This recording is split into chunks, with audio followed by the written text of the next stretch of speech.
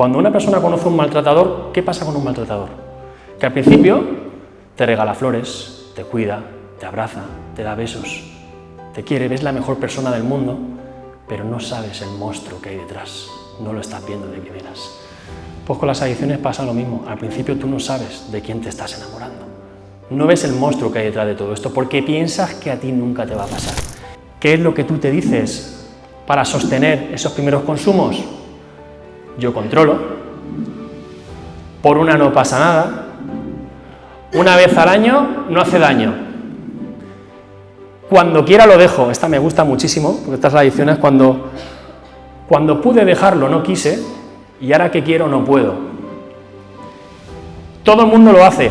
Si hay algo peor que la adicción te puede robar más allá de la libertad, todavía hay algo peor que te quiten tu libertad como persona, y es que te quiten tu dignidad. Lo tenía todo preparado para irme y para liarla y para destruirme ya totalmente. Pero en ese momento que estaba ahí, en esos pensamientos de locura total, apareció mi hija, que vino, lo primero que hizo, llegó, se sentó aquí en mi pierna: papá, que te quiero muchísimo, qué contento de que estoy de verte.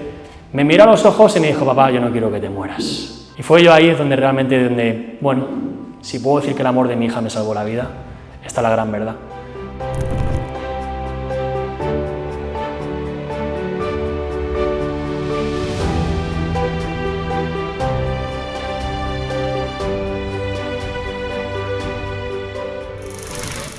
Mi nombre es Javier Ortiz, terapeuta en adicciones, coach e intervencionista familiar. Y bueno, he venido a este pueblo tan maravilloso que tanto recuerdo me trae, puesto que mis padres son de Benamaurel, de Baza, y he pasado muchísimas veces por aquí. ¿Y quién me iba a decir aquí, hace muchos años que yo venía tanto, que iba a acabar dando una conferencia en este pueblo tan maravilloso? Yo quería que os dierais un fuerte aplauso por todos los aquí presentes que habéis venido, de verdad, en serio.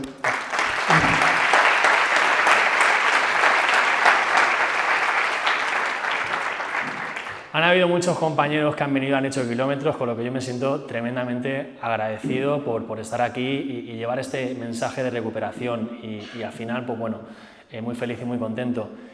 ¿De qué va a ser mi conferencia de hoy? Bueno, las conferencias que yo suelo hacer las suelo dividir en 3 tramos, se podría decir. Un primer tramo donde hablo sobre las características de lo que es la enfermedad, y ahí toco, pues bueno, lo biológico del adicto, el del familiar, los tipos de adicciones que hay, cómo es la enfermedad, cómo se manifiesta, los conceptos más importantes.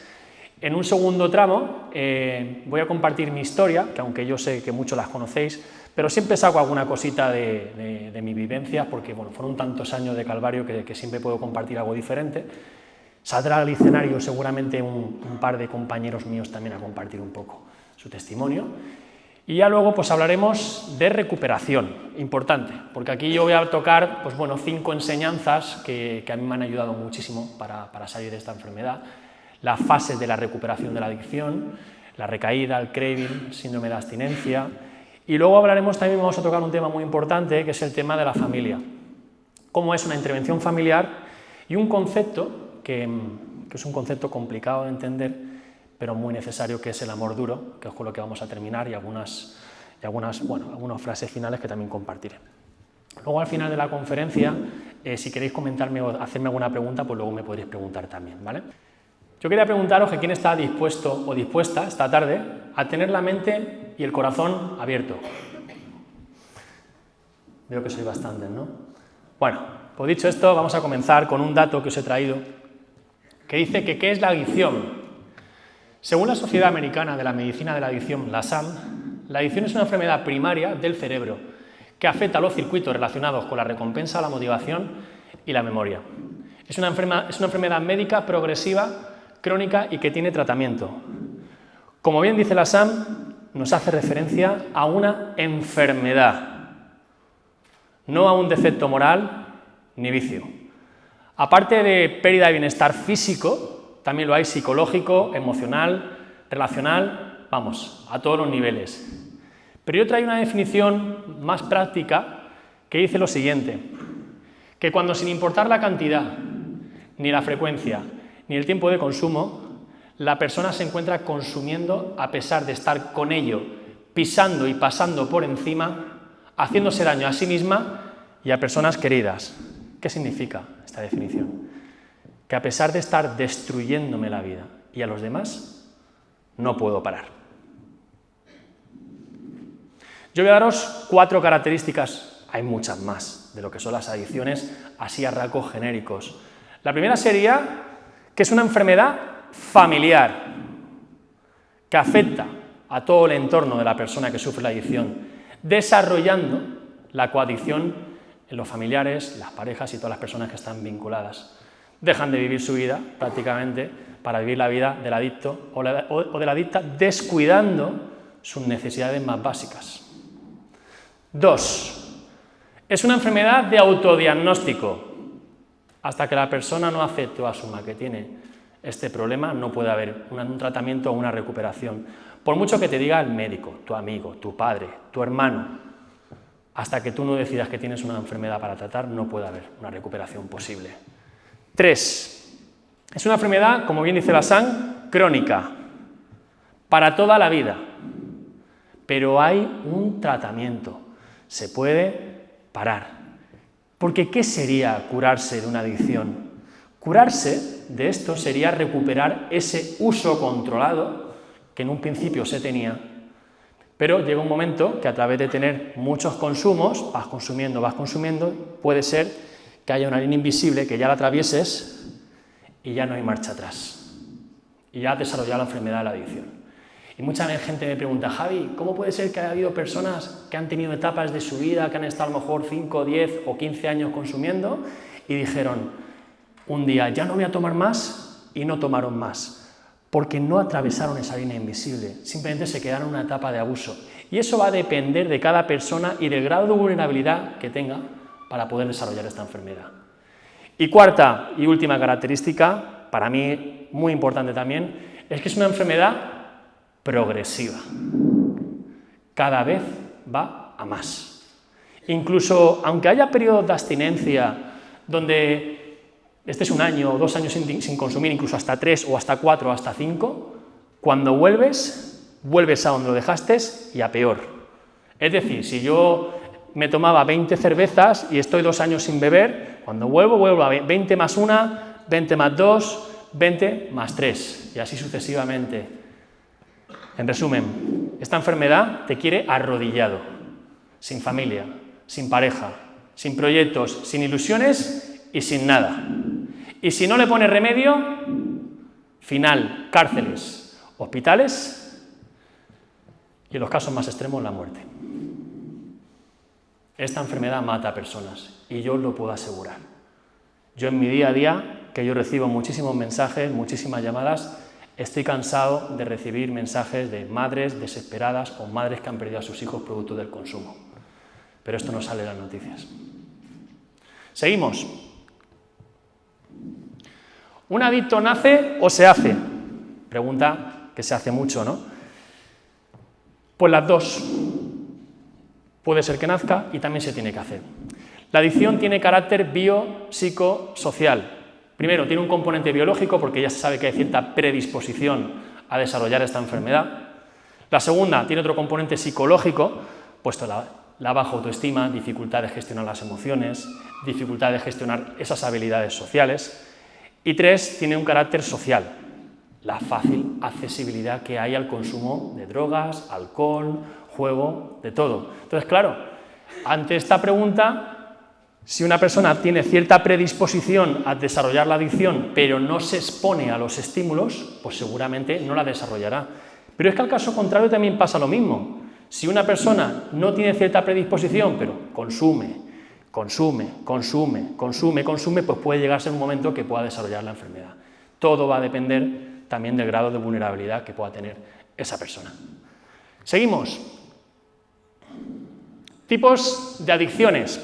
Este es un resumen para que entendamos un poquito cómo son las adicciones, puesto que básicamente hay 2 tipos, comportamentales y con sustancia. Cuando hablamos de comportamentales, adicción al juego, a las compras, al trabajo, a la pornografía, hay muchísimas, pero yo voy a rescatar 2 que son las que, bueno, se están golpeando bastante, los chavales más jóvenes, los móviles. Hay que saber distinguir entre un uso problemático y una adicción. porque es importante detectarlo en estas edades tan tempranas, puesto que producto del abuso del móvil, pues esto puede ir asociado a un fracaso escolar. ¿Cuál es el tip más determinante para mí donde puede haber ya un uso problemático importante, donde hay que pedir ayuda? Sobre todo cuando ese niño o esa niña ya deja de acudir a sus actividades que le gustan, ir con sus amigos, por estar con el móvil horas y horas. Aparte de no hacer sus responsabilidades, de estar muchas horas jugando, cuando ya empieza a dejar de hacer cosas que antes sí que le gustaban y ahora no las hace para estar jugando con el móvil. Ahí es donde ya hay un uso problemático que hay que pedir ayuda profesional. Es importante que esto lo recordemos. Y ya luego quiero hablaros de lo que es la adicción al juego, la ludopatía.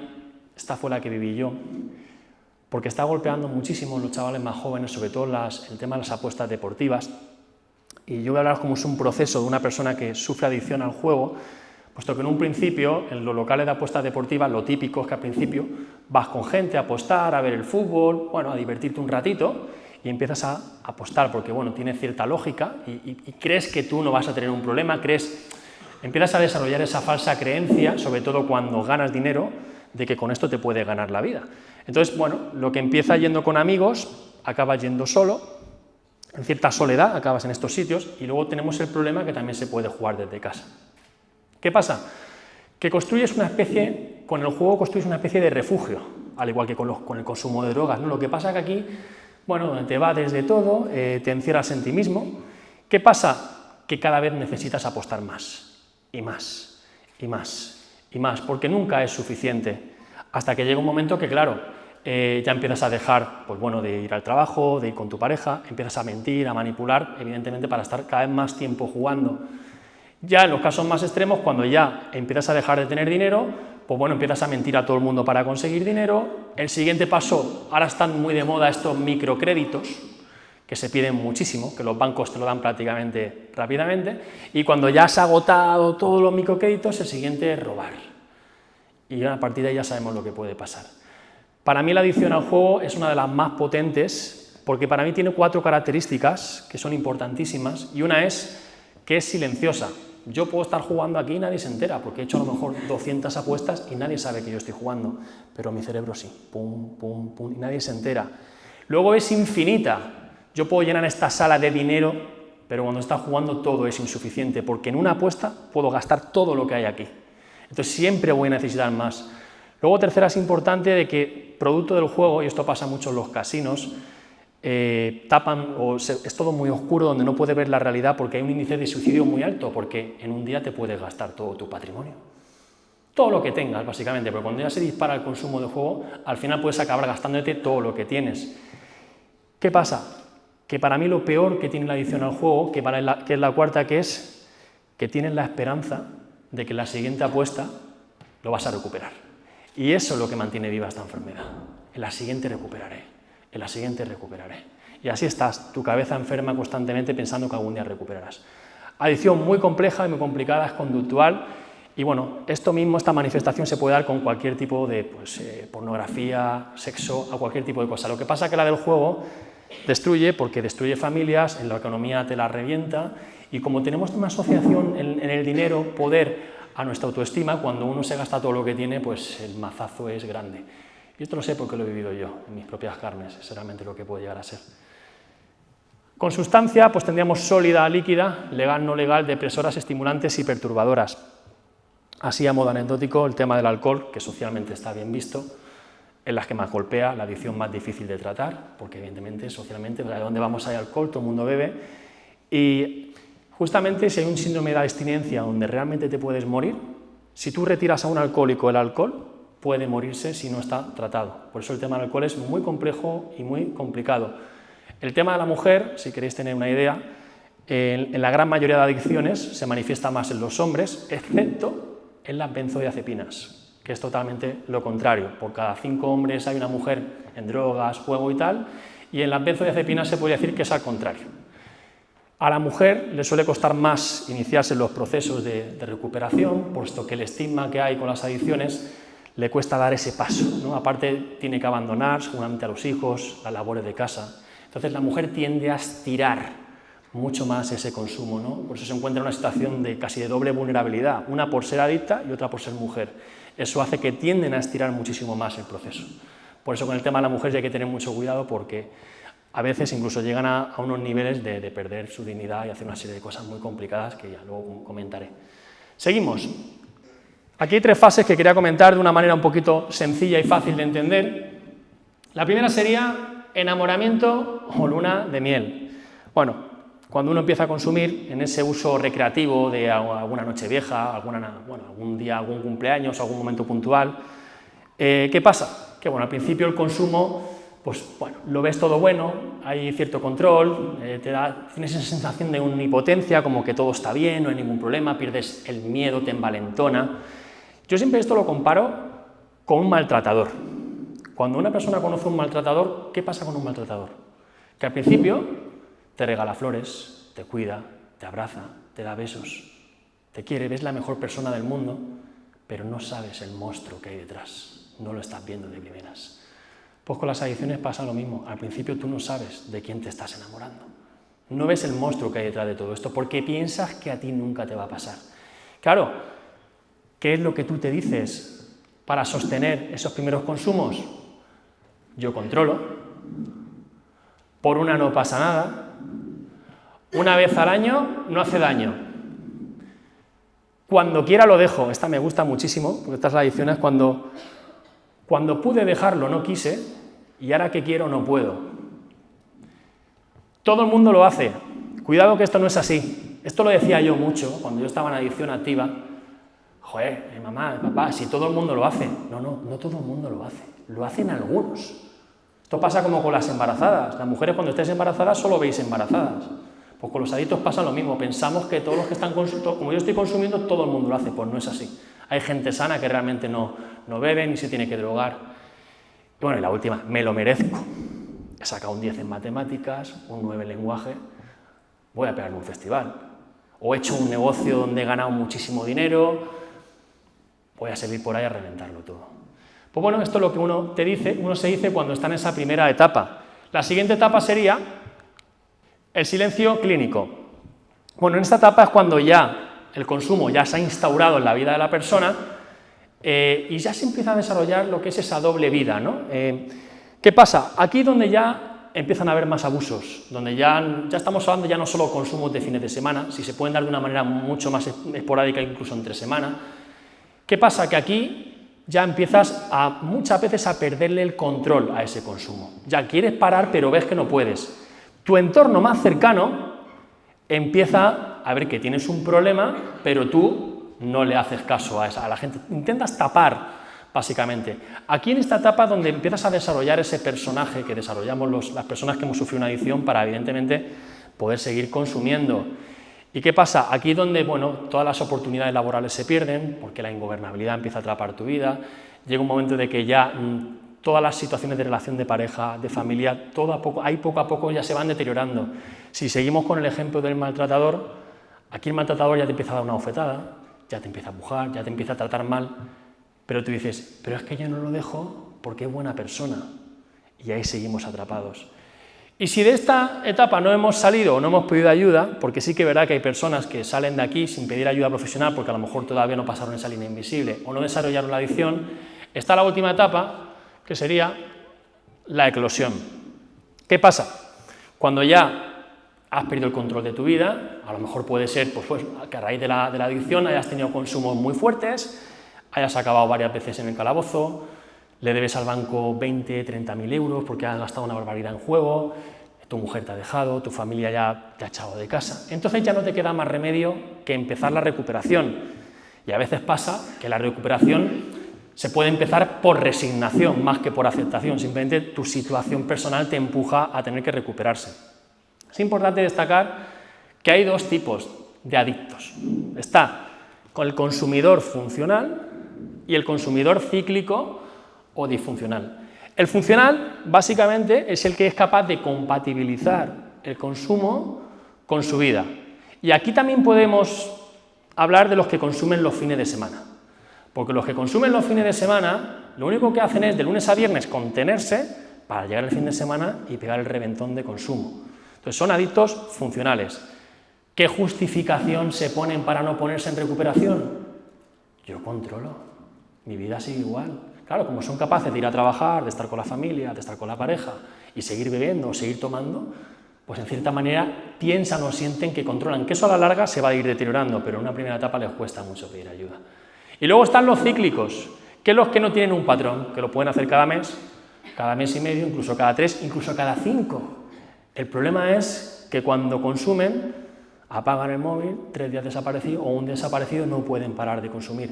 Y lo que yo siempre digo, con los cíclicos se pegan a lo mejor pues todo lo que tenían ahorrado, se lo gastan ese día, más lo que no tenían. ¿Justificación para no recuperarse? Lo hago una vez cada 2 meses.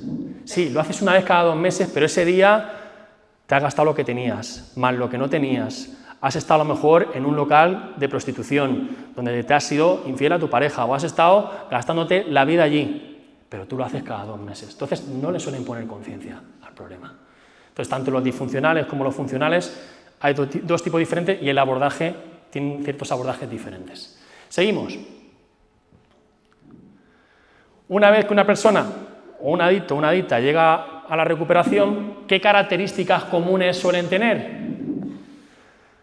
Para mí la más importante es esa primera, que son egocéntricas. El mundo gira en torno a mí. Pobrecito de mí, todo me pasa a mí. Todos tienen la culpa menos yo. Segunda, profesionales de la mentira, evidentemente. Profesionales de la manipulación. Para poder llevar a cabo la adicción, pues tienes que desarrollar todo esto.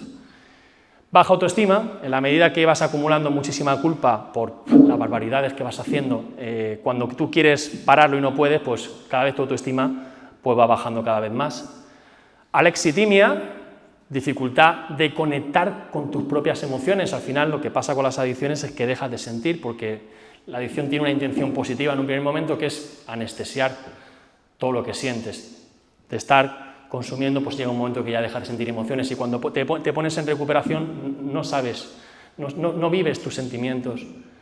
Anedonia, esta es importante, que es dificultad de sentir placer. Al principio, la primera etapa de recuperación, pues como has ido tapando, no tienes nada de placer a nada de lo que te pasa.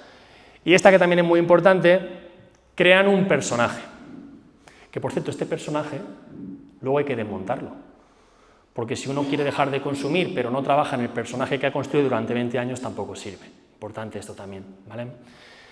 Yo voy a daros, aparte de todo lo que os he dicho, 4 palabras que para mí definen lo que es esta enfermedad. Una sería obsesión. La persona vive y para el consumo. ¿Dónde lo voy a hacer? ¿Cuánto me voy a meter? ¿Qué pelea voy a hacer con mi mujer? ¿Cuánto me voy a meter? ¿En qué sitio? ¿En qué lugar? Planean exactamente, constantemente, y están obsesionados por consumir. La segunda sería compulsividad, cuando empiezas ya no puedes parar.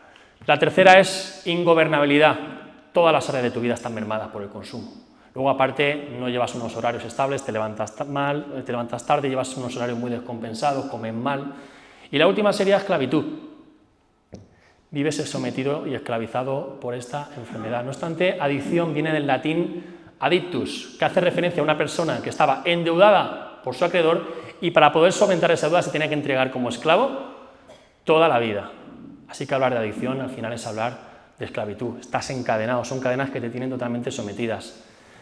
Bueno, esto sería como vi el reloj biológico de un adicto, cómo vive un adicto cuando está en su fase final. Como podéis ver, el consumo está en el centro de su vida. Ingobernabilidad. Medio comen, medio viven, medio trabajan, medio todo. Hasta que se despierta la obsesión por el consumo. Cuando estás obsesionado por consumir, pues sobre todo estás planeando dónde, con quién, cómo lo voy a hacer. Una vez que se da ese consumo, se dispara la compulsividad y otra vez siento, cuando ya consigo parar, ira, culpa y frustración. Y otra vez vuelvo a medio comer, medio vivir, medio trabajar y medio todo. Este se podría decir que es el reloj biológico de muerte de un adicto cuando está en activo en su fase final. ¿Cómo sería el reloj biológico de un familiar? Pues sería igual, lo que pasa que en vez de estar el consumo en el centro de su vida, estaría el adicto o la adicta en el centro de su vida. Es ahí donde condensan toda su energía. Y el reloj biológico sería igual, ingobernabilidad. Medio comen, medio viven, medio trabajan, hasta que se despierta la obsesión, pero en vez de por el consumo, por el control. voy a ver si le escondo las tarjetas de crédito, voy a llamar a los camellos para decirles que no le den droga a mi hijo, voy a ver si le escondo la botella de alcohol. Evidentemente, cuando se dan cuenta que esto no funciona, el adicto acaba consumiendo igual, se dispara esa compulsividad y en el familiar se dispara una persecución compulsiva para que el adicto deje de consumir. Evidentemente no lo consiguen y sienten lo mismo, ira, culpa y frustración, y otra vez vuelven a medio comer, medio vivir y medio trabajar. Y este sería el otro reloj biológico de muerte del que vive el familiar. Importante esto, porque al final, si hay una palabra que realmente define lo que es la adicción, es cárcel. Vives totalmente encarcelado dentro de lo que es esta enfermedad. Y viene encarcelado tanto la familia, todas las personas que están vinculadas a la persona que tenga la adicción. Bueno, como bien he dicho antes, mi nombre es Javier Ortiz, yo soy coach, terapeuta, intervencionista familiar en adicciones, y yo te traigo hoy lo que es el mensaje que es objetivo libertad, puesto que al final si hay una de las cosas que realmente te quita esta enfermedad es la libertad de poder vivir en paz, de poder decidir y realmente tener una vida pues tranquila como cualquier persona, ¿no? Yo voy a contar ahora lo que es mi historia, porque bueno, como muchos sabéis, yo he pasado por este calvario, por este, vamos, un infierno en el que yo he vivido. Yo, bueno, he tenido una familia muy buena, yo nací en un entorno, la verdad, que muy sano, y realmente era una persona emprendedora, deportista, trabajadora, y se podría decir que yo no he tenido realmente nada que me predispusiera a yo tener una adicción. Lo que pasa es que yo con 16 años conocí una chica que yo me enamoré completamente, y bueno, para mí, siempre me acuerdo de ella, porque al final fue lo que marcó un poco mi adicción, ¿no? Fue donde yo realmente se me disparó esa parte. Y cuando me dejó, pues bueno, no supe gestionarlo, algo se rompió en mí y fue cuando yo empecé a tontear con las máquinas tragamonedas. Yo me acuerdo que me iba con mis amiguetes, ellos se echaban a jugar y ellos se iban y yo me quedaba solo jugando. Ahí fue donde yo tuve mis inicios con el juego. Evidentemente lo pude parar porque era muy joven, yo le quitaba alguna moneda a mi madre. Bueno, básicamente ahí tuve mis inicios. A los 18 años ya me inicio de una manera un poco más esporádica en el consumo de alcohol y de otras drogas, pero ya a los 20 rápidamente ya empecé a perder lo que es el control de mi vida, ¿no? Los fines de semana ya salía con mis amigos, ¿y qué pasaba? Que mis amigos se iban a casa, a lo mejor a las 4, a las 5 de la mañana, y yo me quedaba toda la noche por ahí. Con los fines de semana cada vez estaba más tiempo consumiendo, ya era el domingo y estaba hasta por la mañana. ¿Qué pasa? Que mi padre pues se asusta. Hijo mío, ¿qué te está pasando? Y al final, pues bueno, decidimos ingresar en un centro, que yo todavía tampoco estaba preparado, ¿no?, por la situación que tenía, pero bueno, yo tampoco quería esta vida, ¿no? Y yo, sin tener mucha conciencia de lo que me estaba pasando, con 21 años me ingresé en un centro de recuperación, que por cierto, estuvo muy bien, yo ingresé, hice un buen proceso terapéutico, pero yo no estaba dispuesto a renunciar a todas las situaciones, todas las cosas que realmente me pedían para yo poder recuperarme. Entonces, pues bueno, salí. Y a los 6 meses ya me acuerdo que empecé a tener otra vez consumos y recaídas. Pero sí que es verdad que hay una cosa que cambia cuando uno empieza un proceso terapéutico, por muy joven que seas, es que yo ya tomé la decisión de que yo ya no quería consumir más. ¿Qué pasa? Que a partir de ahí hay una cosa que pasa cuando tienes recaídas, es que se te acabó el consumo bonito. Desde el momento que tú ya decides, estés preparado o no, de que esto ya no lo quieres en tu vida, yo ya no he vuelto a disfrutar nunca de ninguna situación de consumo, ni de alcohol, ni de nada. Entonces ahí empezó realmente mi calvario, porque yo me di cuenta que quería, pero yo no podía. Y desde los 21 hasta los 29 años, pues bueno, fue mi silencio clínico, donde yo, pues mis consumos eran prácticamente de fines de semana, cada 2 meses, porque yo era un consumidor disfuncional, donde cada vez tenía más locura, mis consumos me pegaba. Yo era de los que me pegaba a una máquina, jugando a la máquina, consumiendo, y ahí me podía pegar días enteros. Mi familia procuraba venir a por mí, pero nunca me iba. Hasta que yo no me reventaba físicamente, era incapaz de volver a casa. ¿Qué pasa? Que aunque yo tenía una vida normalizada, dentro de mí siempre estaba sufriendo. Sufría cuando consumía, sufría cuando no consumía, sufría cuando estaba en tratamientos. Pero sí que es verdad que cuando vives esta vida, siempre estás como, tienes la sensación de que te sientes culpable de todo, siempre estás mendigando por todo. En esos 7-8 años, de los 21 a los 28, pues bueno, pude, entre comillas, normalizar y sostener, tenía esa especie de doble vida.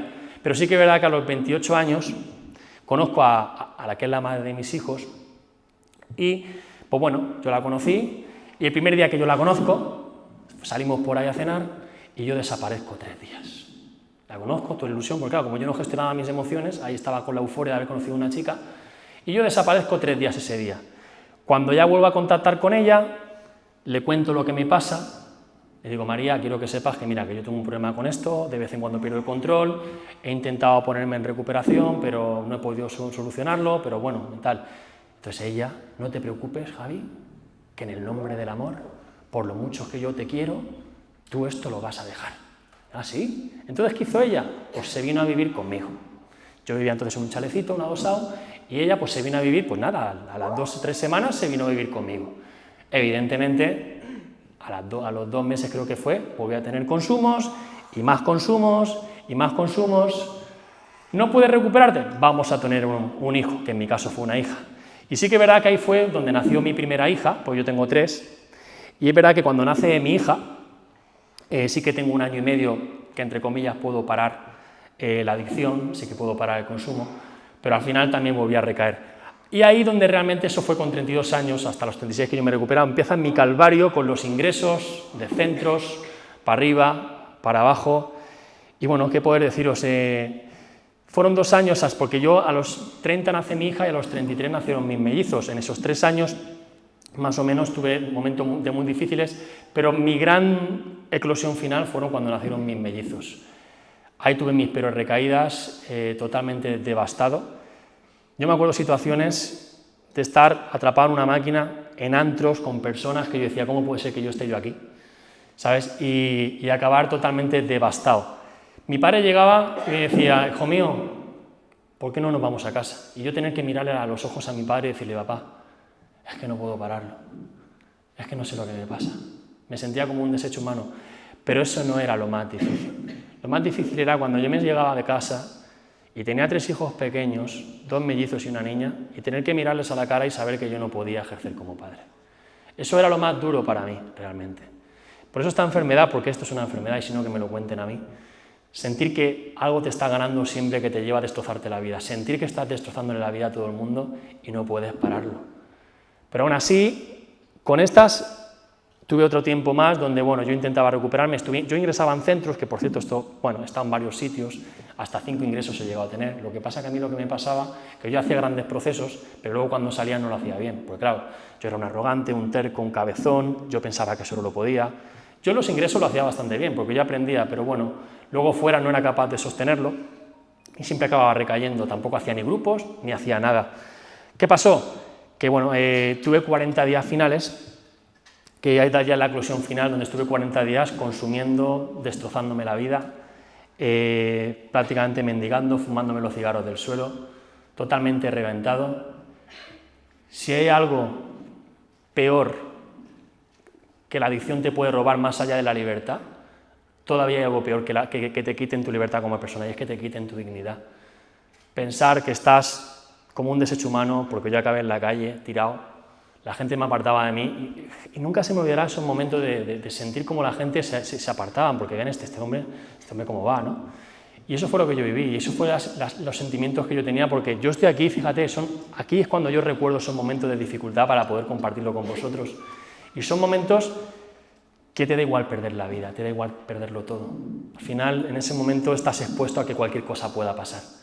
En esos 40 días, al final, bueno, sobreviví, porque la verdad es que me siento agradecido por haber sobrevivido, y ya en mi último día, que ya estaba reventado, aparece mi padre, como siempre él, este hombre que es lo más grande que tengo junto con mi familia y mi madre, apareció, hijo mío, vámonos a casa. Y yo ya dije, papá, ya no puedo más, me subí al coche, en primer momento fuimos a casa, y a partir de ahí, al día siguiente me llevaron a un centro, que esto fue un viernes, que me llevaron a un centro donde ya había ido previamente, el primero donde yo fui, pues ahí me volvieron a llevar. Y yo ingreso un viernes en un centro, pero yo no me quería recuperar, no podía, estaba atrapadísimo en el consumo. Entonces, los profesionales de allí llamaron a mi padre, Ezequiel, que tu hijo pensamos que está preparando para irse a hacer cualquier barbaridad, porque lo vemos muy ausente, lo vemos con mucha ansiedad. ¿Qué hizo mi padre? Mi padre, muy hábil, cogió a mi hija y la llevó al centro donde yo estaba, y antes de que llegara mi hija al centro, yo estaba sentado en una silla, un banco que había ahí en el centro, y estaba preparando dónde lo iba a hacer, a quién le iba a pedir el dinero, cómo me iba a escapar, cómo lo iba a hacer, lo tenía todo preparado para irme y para liarla y para destruirme ya totalmente. Pero en ese momento que estaba ahí, en esos pensamientos de locura total, apareció mi hija, que vino, lo primero que hizo, llegó, se sentó aquí en mi pierna, papá, que te quiero muchísimo, qué contento de que estoy de verte. Me miró a los ojos y me dijo, papá, yo no quiero que te mueras. Y fue yo ahí donde realmente, bueno, si puedo decir que el amor de mi hija me salvó la vida, está la gran verdad. Porque en ese momento, aunque no se me fueron todos esos pensamientos, pero yo ya no me podía ir. Entonces, pues bueno, estuve un rato con ella, hablando con ella, y cuando mi hija se va, ya no me podía ir. Y los que habéis pasado por una adicción, yo creo que sabéis lo que hablo. Es decir, no iba a permitir que la adicción esta vez me reventara la vida, ¿no? Entonces, después de estar una noche prácticamente sin dormir, cogí y a la mañana siguiente me bajé a donde estaban los profesionales, a la sala a la farmacia, bajé los brazos, me rendí y le dije, haced conmigo lo que queráis. Estaba dispuesto a hacer lo que sea necesario. Y fue en ese momento donde realmente me entregué incondicionalmente a la recuperación. Fue realmente ese momento donde yo dije, esto lo voy a cambiar sí o sí. Y fue a partir de ahí, pues donde, bueno, pues hice todo lo que había que hacer. Todo lo que no había hecho en otros procesos, lo hice en este. Estaba dispuesto a hacer lo que fuera necesario. Que, por cierto, esta fue la imagen de cómo yo llegué al centro, que aquí todavía llevaba una semana, había perdido pues, prácticamente 15 o 20 kilos. Aquí estarían mis hijos, que fue para mí lo más importante, que fue el motor de mi vida, que fue lo que me salvó la vida. Y a partir de aquí están mis padres, que han sido lo más importante. Gracias a ellos, pues bueno, estoy donde estoy. Yo me entrego al proceso, estoy 2 años haciendo grupos todos los días. En ingresado estuve solo un mes, tampoco necesité más porque yo ya tenía mucho recorrido, porque a veces no es cuestión de estar mucho tiempo, es cuestión de hacerlo bien. Yo había hecho procesos largos, pero no estaba implicado. Entonces yo dije, voy a hacerlo bien lo que me digan. Entonces estuve un mes ingresado y ya luego salí, me uní a los grupos, y yo cuando llego a los grupos y veo a la gente digo, ostras, aquí todo el mundo se está recuperando. Y yo decía, oye, ¿qué estarán haciendo? Entonces yo me empecé a fijar y digo, pues yo también me voy a recuperar. A mí me ayudó muchísimo ver que gente se estaba recuperando. Esa atracción de decir, oye, pues si hay gente que se recupera, yo también voy a hacer lo mismo. Entonces eso me empujó muchísimo a seguir creciendo, a seguir asistiendo a grupos. Me trabajé un programa de recuperación muy bueno que es el de Narcóticos Anónimos, de los 12 pasos, que me ayudó a transformarme espiritualmente, porque evidentemente mi espiritualidad estaba muerta. Y a partir de ahí, pues bueno, yo tenía un mentor padrino que me dijo, Javi, tú comunicas bien, tú podrías dedicarte a llevar este mensaje de recuperación y poder ayudar a personas que están pasando por lo mismo. Y yo dije, pues me voy a entregar al proceso, voy a hacer también. Y me puse a estudiar, y ahí empecé a estudiar. Estudié primero integración social, luego intervencionista, hice varios cursos de coach, PNL, hice también varios máster en adicciones y me apasioné mucho por este proceso. Pero llega un momento muy importante en mi recuperación, que es la pandemia, bueno, antes de que llegue la pandemia, donde mi madre, que ahí está con mi hija, pues fallece. Además, tengo que decir que mi madre justamente fallece en Baza, ¿no? Porque se había ido al pueblo y ella justamente se puso mala estando aquí en Baza, le dio una bronquiolitis donde, bueno, pues estuvo un mes mala y acabó falleciendo. Ha sido el momento más difícil de mi recuperación. Yo no tenía claro si me quería dedicar a esto, ¿no? Y yo nunca lo olvidaré, ¿no? Cuando voy a ver a mi madre, porque yo vine con el coche, con mis hermanos y con mi padre, pues para verla, y llego al hospital y me encuentro fallecida mi madre, y nunca olvidaré ese momento que llega mi padre por detrás y me dice, hijo mío, no te preocupes, que tu madre se va en paz de verte bien y recuperado. Para mí fue el momento más duro, pero a la vez también me sentí agradecido porque siempre darle las gracias por todo lo que ha hecho por mí. Por eso creo que quiero que le deis un aplauso bien fuerte a todos los padres y madres por el labor que están haciendo con todos vosotros, de verdad. Que sé que hay muchos por aquí.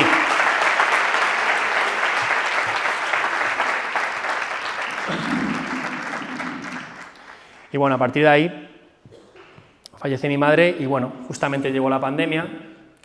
A mí la pandemia lo que me hizo ver, porque yo tenía pensado montar un local en Alicante y lo llegué a montar. Lo que pasa que tuve que cerrarlo porque llegó la pandemia y ya sabemos todo lo que pasó en la pandemia. Entonces me tuve que iniciar en el mundo de redes sociales y bueno, ahí empecé a subir contenido, a hablar de las adicciones, me formé en oratoria y poquito a poco pues fui entrando en este mundo de la recuperación. Si a mí me pregunta, Javi, ¿qué es lo que te ha impulsado hasta donde estoy ahora? Yo me apasioné.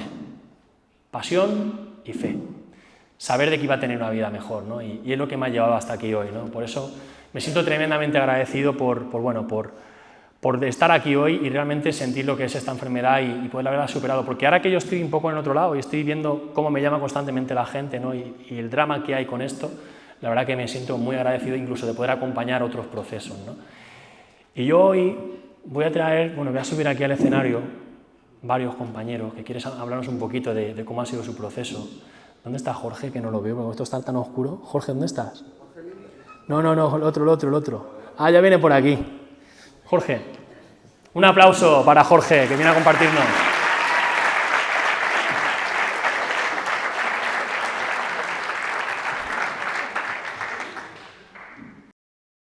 Buenas tardes, yo soy Jorge.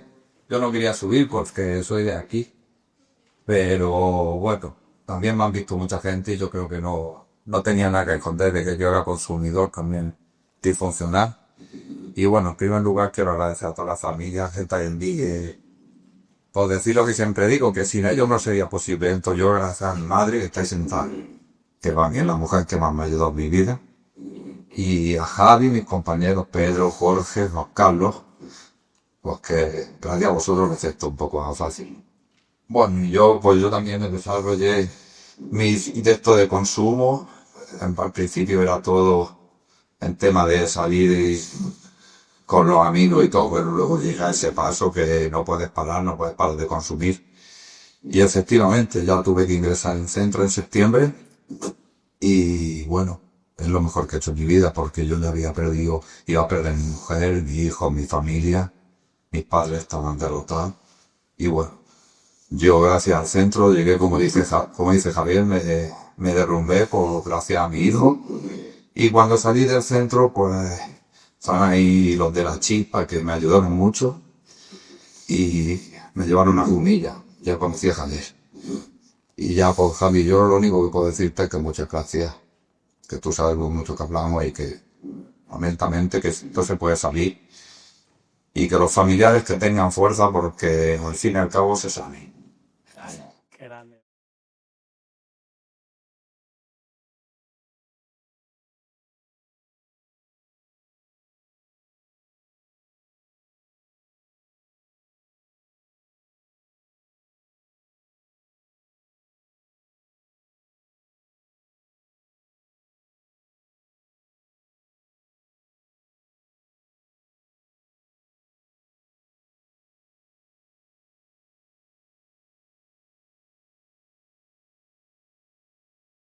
Buenas tardes, yo soy Juan Carlos y lo mismo que ha hecho el compañero, pues yo me estaba destrozando la vida. Yo vivía para que llegara el fin de semana y llegaba el viernes y consumí y no parar. Y así pues, llevo unos 10 años, cosas así, 10, 12 años y pues lo iba a perder todo. Estaba destrozando pues, mis niños, mi mujer, mi casa y yo. Y hasta en diciembre, el 7 de diciembre, bueno, el 5 de diciembre fue mi último consumo y yo estaba en la cocina de mi casa bebiendo alcohol y me había drogado y me había gastado el dinero de la semana que había cobrado.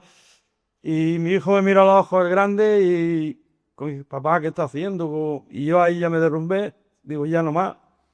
Hablé con Javi por mensaje de WhatsApp y porque yo había hecho proceso anteriormente y había probado con todo y nada, no he podido dejar de...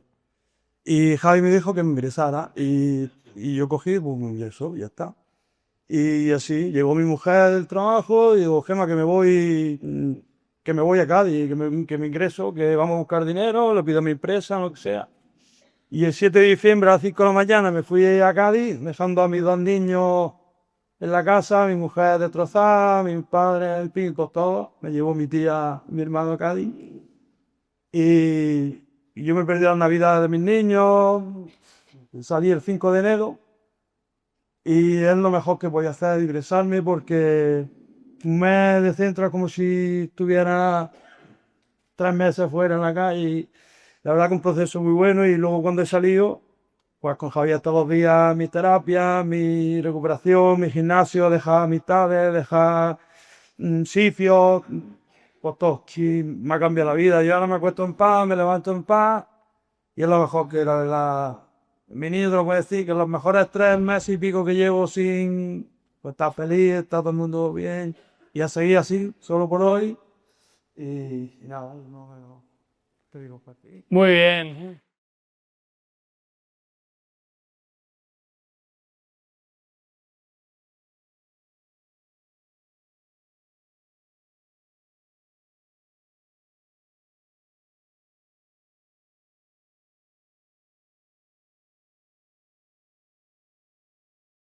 Bueno, pues vamos a seguir y ahora vamos a hablar de recuperación. Para mí muy importante porque ahora vamos a tocar temas que a mí me gustan muchísimo. ¿Cómo uno se recupera de esto? Buena pregunta, ¿no? Si al principio te dicen todo lo que tienes que hacer, dices, madre mía, ¿no? Pues sí, es un trabajo, tiene que ser el trabajo de tu vida. La recuperación tiene que ser todo, tu prioridad más absoluta. Y yo voy a compartiros 5 enseñanzas que a mí me han costado la vida de aprender. La primera sería la rendición. Dicen que a lo que te resistes, persiste, y a lo que aceptas, transforma. La rendición es la máxima expresión de la aceptación. Y para eso vamos a explicar rápidamente cómo sería el proceso desde que una persona niega absolutamente su problema hasta que por fin baja los brazos y se entrega al proceso de una manera incondicional, que por cierto a mí me costó pues casi 15 o 16 años desde que yo acepto que tengo un problema hasta que realmente me derroto, pues casi 15 años de sufrimiento. ¿Qué pasa? Que al principio la tendencia, pues bueno, es empezar la recuperación, como he dicho antes, por resignación. Tu situación externa es tan dramática que dices, hombre, si para recuperar a mi pareja tengo que ponerme, pues me recupero. Pero tú sabes por dentro que todavía no quieres o tienes ciertas reservas para hacerlo. Cuando te das cuenta que así no funciona y ya estás sufriendo y estás mal y el consumo cada vez se va apoderando de ti, ya llega un momento donde sí, acabas aceptando de alguna manera que tienes el problema. Pero no por aceptar el problema ya lo tenemos todo hecho, porque generalmente cuando tú ya aceptas de que, bueno, que tengo un problema, tengo algo que tengo que solucionar, la primera tendencia es sí, yo lo voy a dejar, pero yo solo y a mi manera. Entonces pues te embarcas en una lucha contra la adicción, a hacerle pulsos, pensando, ya no voy a ir con personas, claro, quitándote de cositas y a ver si así quieres solucionarlo.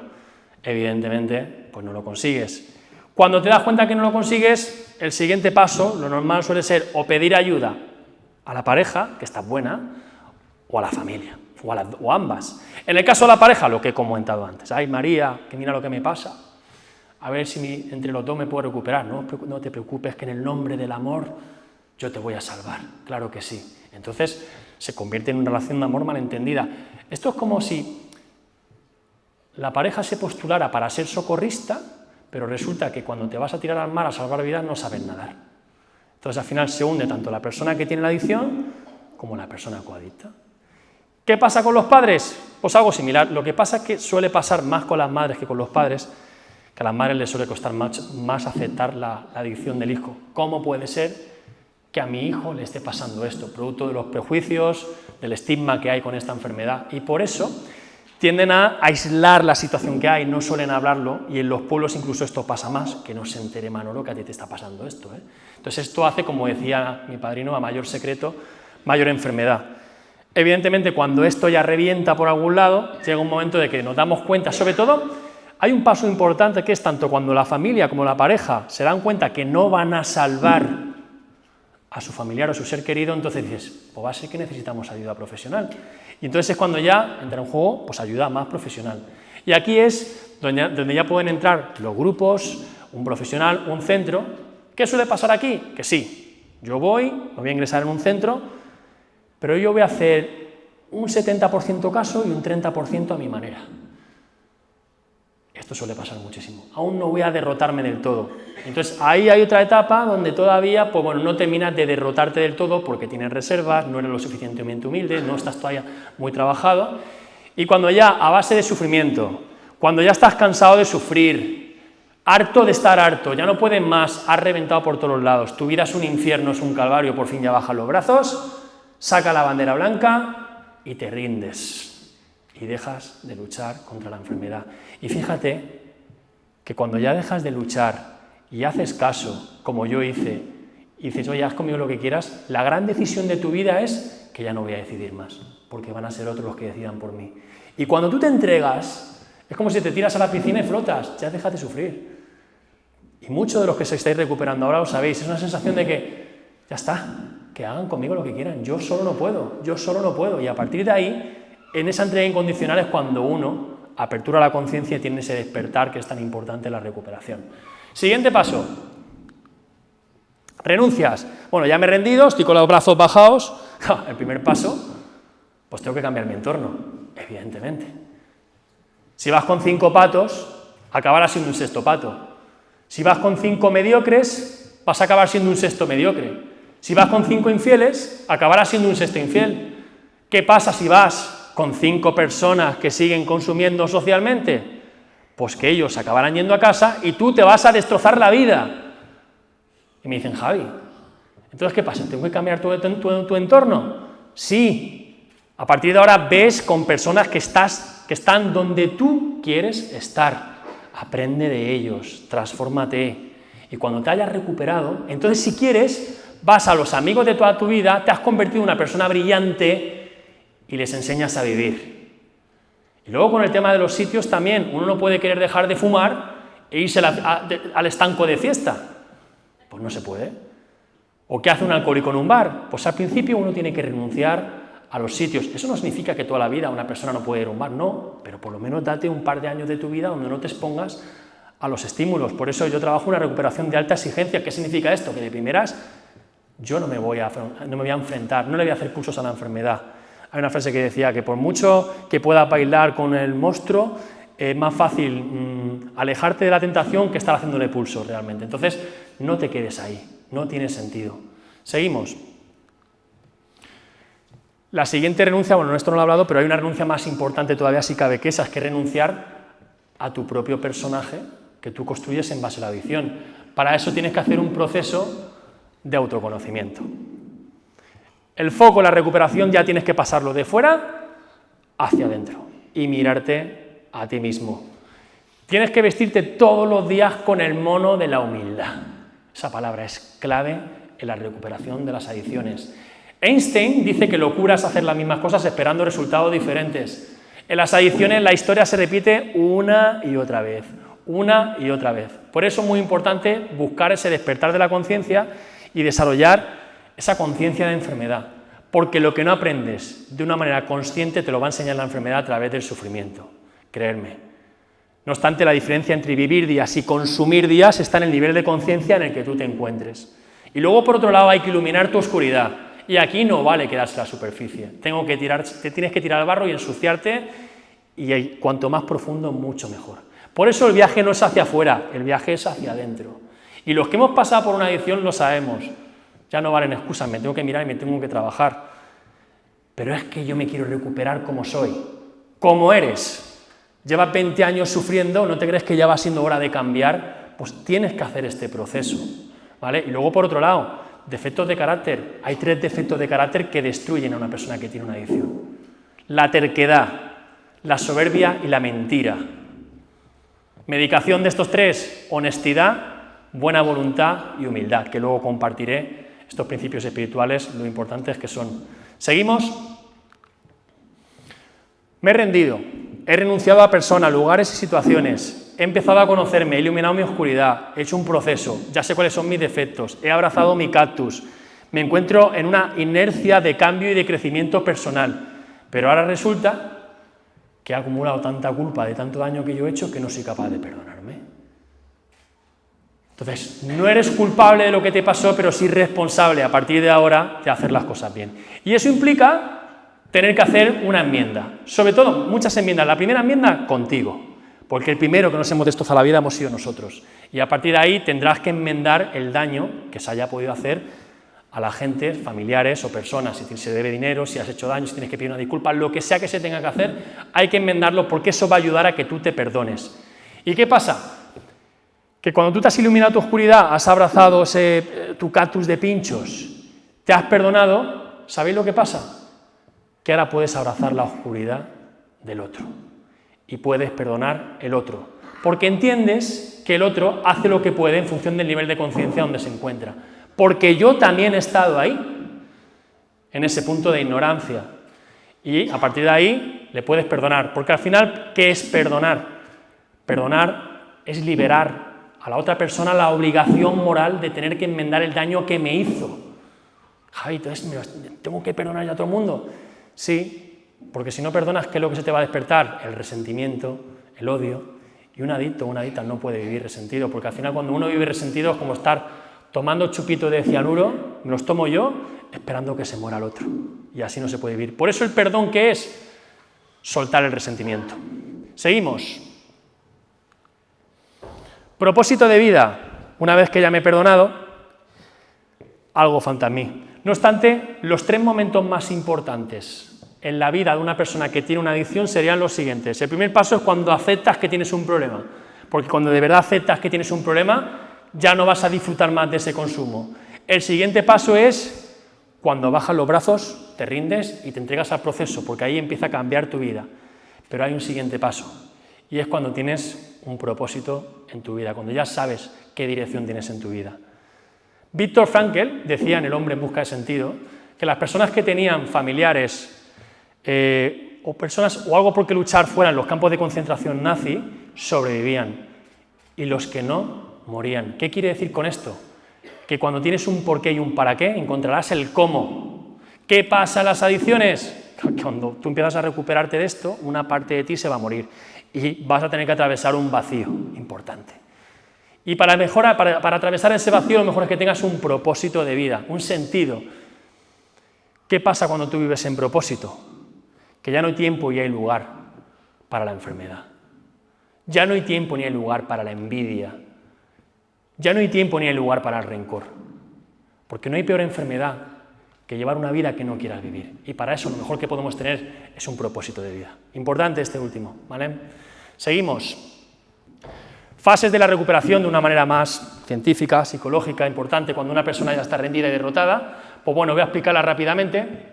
La primera sería la desintoxicación. En esta primera, generalmente, pues bueno, cuando una persona empieza un proceso terapéutico, tal vez puede ser que necesita una ayuda farmacológica o un ingreso a un centro para poder superar esos momentos de craving, de síndrome de abstinencia y poder estabilizarse. Esta es una etapa corta, entre una semana, 2 semanas, un mes máximo. La siguiente etapa sería la deshabituación. Aquí, el objetivo de esta etapa sobre todo es volver a desarrollar esos hábitos que se pierden cuando están en consumo. Piensa que cuando estás en consumo, producto del caos y la locura, comes mal, te levantas tarde, no tienes un horario establecido. Entonces tienes que recuperar esos hábitos, porque esos hábitos son los que te van a llevar lejos. Y aquí es donde te inicias, sobre todo en la terapia, tanto individual como grupal. Y luego seguiríamos con la rehabilitación. A mí esta palabra tampoco me gusta tanto. A mí me gusta más llamarle la transformación personal. Y yo os he traído un iceberg para que podáis entender más o menos qué es todo lo que hay que trabajar cuando una persona tiene una adicción. Y aquí, para que lo podáis ver, ahora lo voy a explicar. Como veis, el consumo sería la punta del iceberg. El motor de ese consumo sería la obsesión y la compulsión. ¿Y qué es lo que hay debajo que de verdad te impulsa a consumir? Que, por cierto, hay mucha gente que por ahí en las redes sociales que dicen no, solo tienes que cambiar tus paradigmas, tu subconsciente. No, ahí hay mucho más trabajo que todo eso para salir de una adicción. Muchísimo. Por eso tiene que ser el trabajo de tu vida. Para empezar, en una primera etapa tenemos la gestión emocional. Uno tiene que dominar sus emociones, sobre todo el miedo, la ira y la culpa. Identificarlas, aprender a gestionarlas, porque es clave la recuperación. BTF, ¿qué será eso de la BTF? Baja tolerancia a la frustración. Los adictos no sabemos sufrir. A cualquier cosa que nos pasa por encima. ¿Qué tenemos que trabajar aquí? La aceptación de todo lo que nos va viniendo. Y eso se trabaja mucho en terapia diaria. La siguiente, la gestión del estrés. Por eso es muy importante, en una primera etapa de recuperación, evitar los trabajos donde hay un sometimiento de estrés fuerte. Los estresores son muy complicados al principio porque todavía no estamos maduros para afrontar lo que nos viene. Bajamos un poquito más para abajo. Baja autoestima. Esta es muy típica. Cuando empieza la recuperación, incluso muchos años atrás, te sientes mal contigo mismo, vas acumulando mucho malestar, no te quieres nada. Entonces tienes que empezar a cultivar tu amor propio, empezar a quererte, porque si tú no te quieres a ti no vas a poder dar nada prácticamente. La siguiente sería creencias y pensamientos limitantes. Esta es súper importante. Con la misma manera de pensar con la que me he destruido la vida, con esa misma manera de pensar no me voy a recuperar. Por eso al principio hay que ser muy obedientes, porque si yo le hago a mi cabeza caso, no, me va a llevar siempre al mismo sitio. Y por eso hay que practicar la buena voluntad. que la buena voluntad no es lo mismo que la fuerza de voluntad, porque la fuerza de voluntad, por mucha fuerza que yo le ponga, pero cuando no es la dirección correcta, no sirve. La buena voluntad es hacer lo que necesito, no lo que yo quiero, y lo que necesito a mí a veces no me va a gustar. Y ahí es donde tienes que doblegar tu ego, tus pensamientos, importante. Aquí se trabaja sobre todo en tu diálogo interno. La clave de la recuperación va a pasar en cómo tú te hablas a partir de ahora. Siguiente, pérdida de valores e identidad. Pues claro, hasta hace referencia al personaje que tú vas construyendo.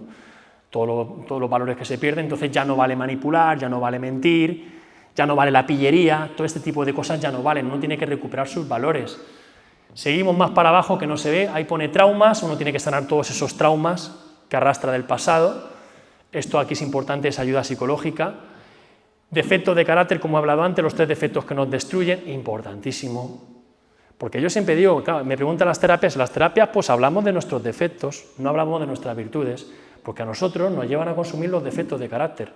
Y por eso tenemos que trabajar constantemente en ellos y ponerle nombre a lo que nos pasa. Nombre y apellidos, porque cuanto más consciente sea de cómo es mi oscuridad, mucho mejor trabajar en ella. Y ya la última, más para abajo, claro, muchas veces pasa que mucha gente llega a este trabajo y lo ha hecho todo, se encuentra bien, ya ha trabajado muy bien, pero Javi, yo no sé qué me pasa, pero es que siento mucha insatisfacción. Claro, esa travesía del desierto, lo que he dicho antes. Una parte de ti se está muriendo. Y todos los que hemos pasado por una adicción atravesamos por esta etapa, por este vacío, por este desierto. ¿Quién soy yo ahora? ¿Dónde voy? Por eso es muy importante a partir de aquí trabajar la dimensión espiritual, conectar con el ser. Y este es un tema bastante importante porque nos ayuda muchísimo. Venga, seguimos.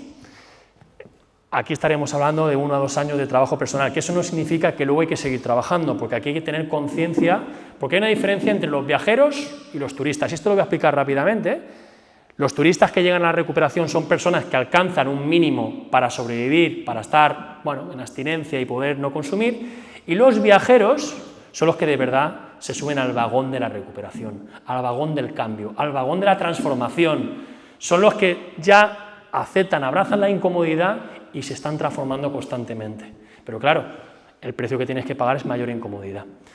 Y ya la última fase, cuando ya estoy subido a este vagón, me he transformado, pues ya lo llega a la rehabilitación, que a mí me gusta más llamarlo la misión.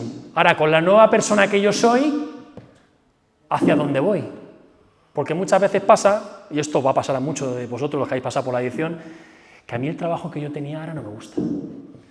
O lo que yo hacía no me gusta. ¿Por qué? Porque ya ahora soy otra persona. Entonces, muchas de las decisiones que yo tomé en base a cuando estaba metido dentro de ese personaje ya no me sirven. Y cuando ha habido un despertar de la conciencia y un desarrollo personal, pues a lo mejor, pues muchos que lo que le pasa, que quieren volver a estudiar. Yo en mi caso, empecé donde me eché a perder. Yo me eché a perder a los 16, que donde estaba estudiando, pues volví a estudiar de nuevo para hacer algo que realmente me apasiona y algo que realmente me gusta, que es lo que estoy haciendo ahora. Seguimos. Síndrome de abstinencia. Bueno, cuando esto lo he puesto básicamente porque el síndrome de abstinencia es lo que se vive realmente, ese malestar que hay cuando uno empieza a recuperarse en esa primera etapa. Está en el aspecto físico, pues los temblores, sudoración, malestar, el mono que se llama cuando uno para de consumir, pero más me interesa el psicológico. Nosotros utilizamos el craving, que es ese punto irrefrenable de ganas de tomar, que es importante que lo trabajamos en terapia, porque tenemos distintos tipos de craving. Está el craving consciente, que es el directo, que es el que tú ves y dices, es que tengo ganas de consumir la sustancia, y el craving indirecto, que es el que más me preocupa porque es el que no se ve, porque ese se manifiesta a través del malestar, la desidia, el dejadez, a través de la insatisfacción. ¿Qué hacer cuando uno tiene un craving, un momento de malestar? Sobre todo identificarlo. Yo tengo que identificar de que tengo ganas de tomar. El siguiente paso, normalizar. ¿Soy adicto o adicta? Pues es normal que me pueda pasar. Y a partir de ahí, pues hay que utilizar una serie de herramientas que ahora las voy a poner para poder superarlo. Y es importante que cuando yo supere malos momentos de dificultad, poder trabajarme en lo que me ha pasado. Pues si estoy repitiendo muchos momentos, situaciones difíciles, es que algo estaré haciendo mal. ¿Seguimos?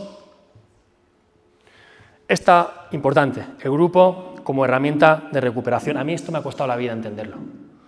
Porque yo siempre quería recuperarme solo, como mucho iba a un psicólogo, ahí en un espacio reducido, sin abrirme con gente. Y es que yo tengo que reconocer que el grupo es la clave de la recuperación. Yo me acuerdo cuando llegué a los grupos que me dijeron, Javi, te vamos a querer hasta que te quieras tú. A mí eso me ayudó muchísimo. Mucho. Yo no me quería nada. Entonces, llegar a un grupo de gente que realmente se está recuperando, que te van a tender la mano, y esto vale tanto para familias como para adictos y adictas, importantísimo. Esa ayuda, esa autoayuda de sentir o ver gente que se está recuperando. Por eso, ¿qué te da el grupo realmente en una primera etapa de recuperación? El sentimiento de pertenencia. Ya no estás solo con tu lucha. Se acabó esa soledad abrasiva de vivir esta enfermedad tú solo. Luego, aparte, tienes la identificación. Claro, yo ahora puedo conocer la historia, yo veo que todo el mundo está compartiendo mi historia, pues ahora ya sé lo que me pasa. Incluso puedo conocer mi historia que no sabría si no asistiera a los grupos. Por eso ahí es donde adquiere la conciencia de enfermedad. Luego también te serviría como brújula, porque bueno, el hecho que a mí me ayudó muchísimo ver personas que se están recuperando, oye, que me digan lo que tengo que hacer, te valen como brújula y como termómetro, te ayuda a autorregularte. En una segunda etapa, cuando ya llevas cierto tiempo en recuperación, el grupo te va a ayudar a que tengas más autoestima, que tomes mejores decisiones, vamos, que seas una persona con mucha mayor sabiduría. Y ya en una tercera etapa, cuando ya tienes un año y medio, pues ¿qué pasa? Que si estás haciendo bien el proceso y te has apasionado por esto, lo que quieres es entregarte al servicio y ayudar sobre todo a los recién llegados con ese mensaje de esperanza, de que decirle, oye, que de esto se puede salir.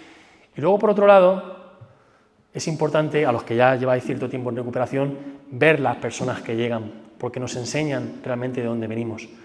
Porque el adicto que se olvida de su pasado está condenado a repetirlo. Por eso la asistencia a los grupos es muy importante. Si os dijera todas las compañeros de gente que han recaído con 20, con 5, con 7, con 10, con 8, es que me dejé los grupos, es que ya me lo sabía, es que dejé de asistir a las terapias. Esto tú no puedes arreglar el coche y el coche no se va a mantener arreglado siempre.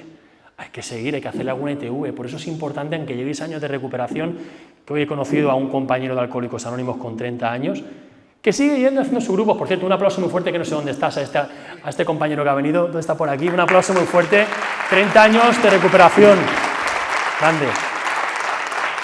Y aquí está, ha venido a verme a mí, para mí es un honor que haya venido a poder verme, de verdad, de corazón, me enseña a ver cómo una persona con 30 años se ha recorrido 1 hora y media de coche para una charla como estas. Esto dice el compromiso que tiene, esto dice lo que una persona se puede llegar a apasionar por esto. Por eso te lo da sobre todo la asistencia a los grupos. Seguimos. Caja de herramientas. Aquí os voy a traer 5 herramientas que yo traigo, hay muchas más, simplemente las que solemos utilizar un poquito en recuperación. Solo por hoy esta es una herramienta buenísima. A mí esta herramienta me ayudó muchísimo de Narcóticos Anónimos y Alcohólicos Anónimos. Solo por hoy,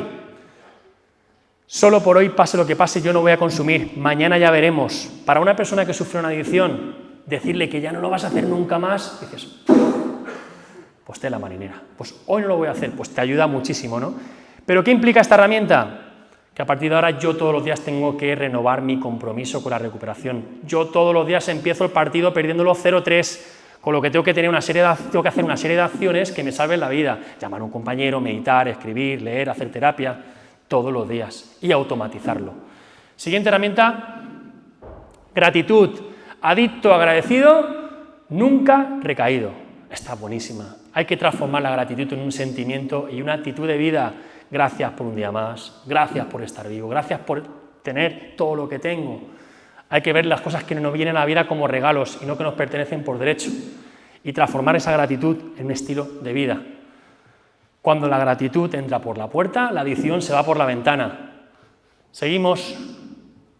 La llamada de teléfono, cuando ya lleva cierto recorrido con el grupo, pues esta suele costar bastante, porque hay que llamar a los compañeros. Es la gran herramienta de la recuperación, porque en un momento de dificultad, un craving, en un momento difícil, hay que llamar. Yo siempre diré que el tema de la llamada hay que entrenarla, porque no es nada fácil, pero nos ayuda muchísimo. Y esto vale tanto para familias como para personas que sufren la adicción.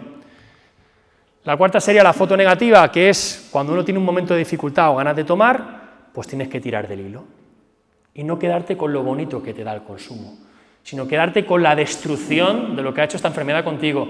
Y sobre todo yo siempre diré que hay que recordar el día de después. Cuando yo vengo después de estar 3 días destrozándome la vida, me acuesto y me levanto al día siguiente, tienes que recordar esas sensaciones. En los momentos de dificultad, acordarse de cuando yo estaba destrozado, de cuando me levanté y se te cae ese mundo encima. Luego también sería la foto blanca, que es todo lo que he construido, porque al final, oye, mira cómo está mi familia, ahora he recuperado mi trabajo, he recuperado todo, he recuperado la paz. También es bueno recordar en los momentos difíciles todo lo que yo he construido. Y la última sería oración y meditación. Esto funciona a los que ya tienen más recorrido. Cuando uno desarrolla esa espiritualidad, pues meditar, esa quietud te va a ayudar y la oración también. Seguimos. Reservas. ¿Por qué traigo esta palabra? Porque estas reservas son como puertas abiertas al consumo. Son parte de nosotros que aunque estamos empezando el proceso de recuperación y conscientemente queremos recuperarnos, hay parte de nosotros que todavía están abiertas a que podamos consumir, como por ejemplo, cuando lleve 3 años igual me tomo alguna cervecita. Mi problema total no es el alcohol. Entonces empiezo mi proceso pensando que el día de mañana, ¿por qué yo no me puedo tomar una cerveza? O una sin alcohol. Otra reserva puede ser, oye, pues a lo mejor cuando lleve cierto tiempo, pues vuelvo con mi ex, que tenía una relación tóxica que ella también consumía, o puedo volver a este sitio, o si fallece un padre, o una madre, o un hijo. Al final son situaciones que están inconscientemente ancladas y que si yo no las hago conscientes, corro el riesgo de que luego con los años me pase factura. Por eso en el proceso terapéutico es importante ver dónde están mis reservas de adicción y poder trabajar en ellas. Porque ¿qué pasa si no trabajo en mis reservas? Que llega esta palabra. Y esta palabra, para cualquier persona que tiene una adicción, es demoledora. ¿Qué es la recaída? Por cierto, para que haya una recaída se tiene que empezar un proceso terapéutico. Porque muchas veces me llaman y dicen, Javi, es que yo estoy recayendo. No, si tú no has dejado de consumir todavía. Para recaer primero tienes que haber empezado a recuperarte. Y mientras uno siga en su patrón de consumo tampoco sirve, sobre todo para los consumidores disfuncionales. No, llevo 2 meses, pero si tú consumes cada 3, con lo que tú todavía no has empezado a recuperarte. Eso es importante entenderlo. ¿Qué pasa con las recaídas? Para empezar, las recaídas no forman parte del proceso de recuperación, forman parte de la adicción, pero nunca de la recuperación. Una recaída es un tratamiento mal hecho. Eso no significa que hay recaídas que pueden ser que sean necesarias en el sentido de que te hacen cambiar, pero no siempre es así. Porque yo puedo decir que muchos compañeros que recaen, muchos de ellos no vuelven, o vuelven ya a los 6-7 años todavía mucho más reventados. Algunos vuelven, pero vuelven otra vez muy condicionados. Y es verdad que hay otros que sí que aprenden, y vienen derrotados y le han sacado partido a esa recaída. Por eso la recaída no puede ser una reserva. No puede haber un plan B en la recuperación. ¿Cuáles son los 3 factores de la recaída? Las 3 P's. La pereza. Generalmente en la primera etapa de recuperación, como tienes que hacer tantas cosas, tienes que levantar 1 hora, hacer terapia, escritura, lectura, pues me da pereza. Ya no te lavas los dientes, ya no te levantas a la misma hora, ya no escribes, ya no lees, ya no meditas. En una segunda etapa, la siguiente P, la prepotencia. Ya he hecho 600 grupos, ya he escrito un montón de hojas en la libreta de recuperación, he meditado, ya me lo sé. Y como ya me lo sé, no escucho a nadie y dejo de hacer caso. Y la tercera P, los que ya llevan cierto recorrido, las prisas. Prisas por tener dinero, prisas por meterme en trabajos que me van a hacer daño, por meterme en relaciones. ¿Qué pasa? Que ya dejo de compartir lo que me pasa, empiezo a tener secretos. Y lo que yo digo, una mañana me levanto, voy a coger mi coche, me voy a trabajar, se me gira el volante a la puerta del camello y acabo consumiendo. Y me acabo preguntando, ¿y cómo puede ser que esté yo ahora aquí? Porque evidentemente han pasado una serie de cosas que tú no te has dado cuenta. Has pedido tu humildad, no has pedido ayuda y al final acabas consumiendo. Porque la enfermedad siempre lleva una velocidad, por eso tienes que trabajarte. ¿Qué hacer cuando uno recae? El primer paso, parar de consumir, que evidentemente parece fácil, pero no lo es. Porque cuando tú empiezas se te dispara la compulsividad y uno tiene que parar como sea. Inmediatamente es importante que te perdones, porque justamente el alimento de esta enfermedad es la culpa. Y si yo no soy capaz de parar esa culpa, voy a seguir consumiendo. Entonces me tengo que perdonar para que rápidamente, teléfono, y hablarlo y pedir ayuda. Paco, mira lo que ha pasado, a quien sea, al principio hay que hablarlo. Y una vez que ya he hablado y he pedido ayuda, entonces me tengo que presentar en mi grupo y contarlo. Y vencer el miedo y la vergüenza a lo que pueda pasar. Y a partir de ahí, cuando ya has pasado ese miedo y esa vergüenza, pues evidentemente tengo que resetearme, tengo que renovar mi compromiso con la recuperación. Si estaba haciendo 3, tendré que hacer 4. Tendré que hacer mucho más de lo que estaba haciendo. Y una vez que ya he alcanzado cierta sobriedad y he alcanzado una estabilidad, tendré que trabajar en lo que me ha pasado, porque como no trabaje en lo que me ha pasado, seguramente repetiré los mismos patrones. Importante esto. Vale, pues vamos a seguir con las familias, importante. Y voy a explicaros para todos los familiares las fases de lo que es una intervención familiar en adicciones, importante. ¿Qué es una intervención familiar en adicciones?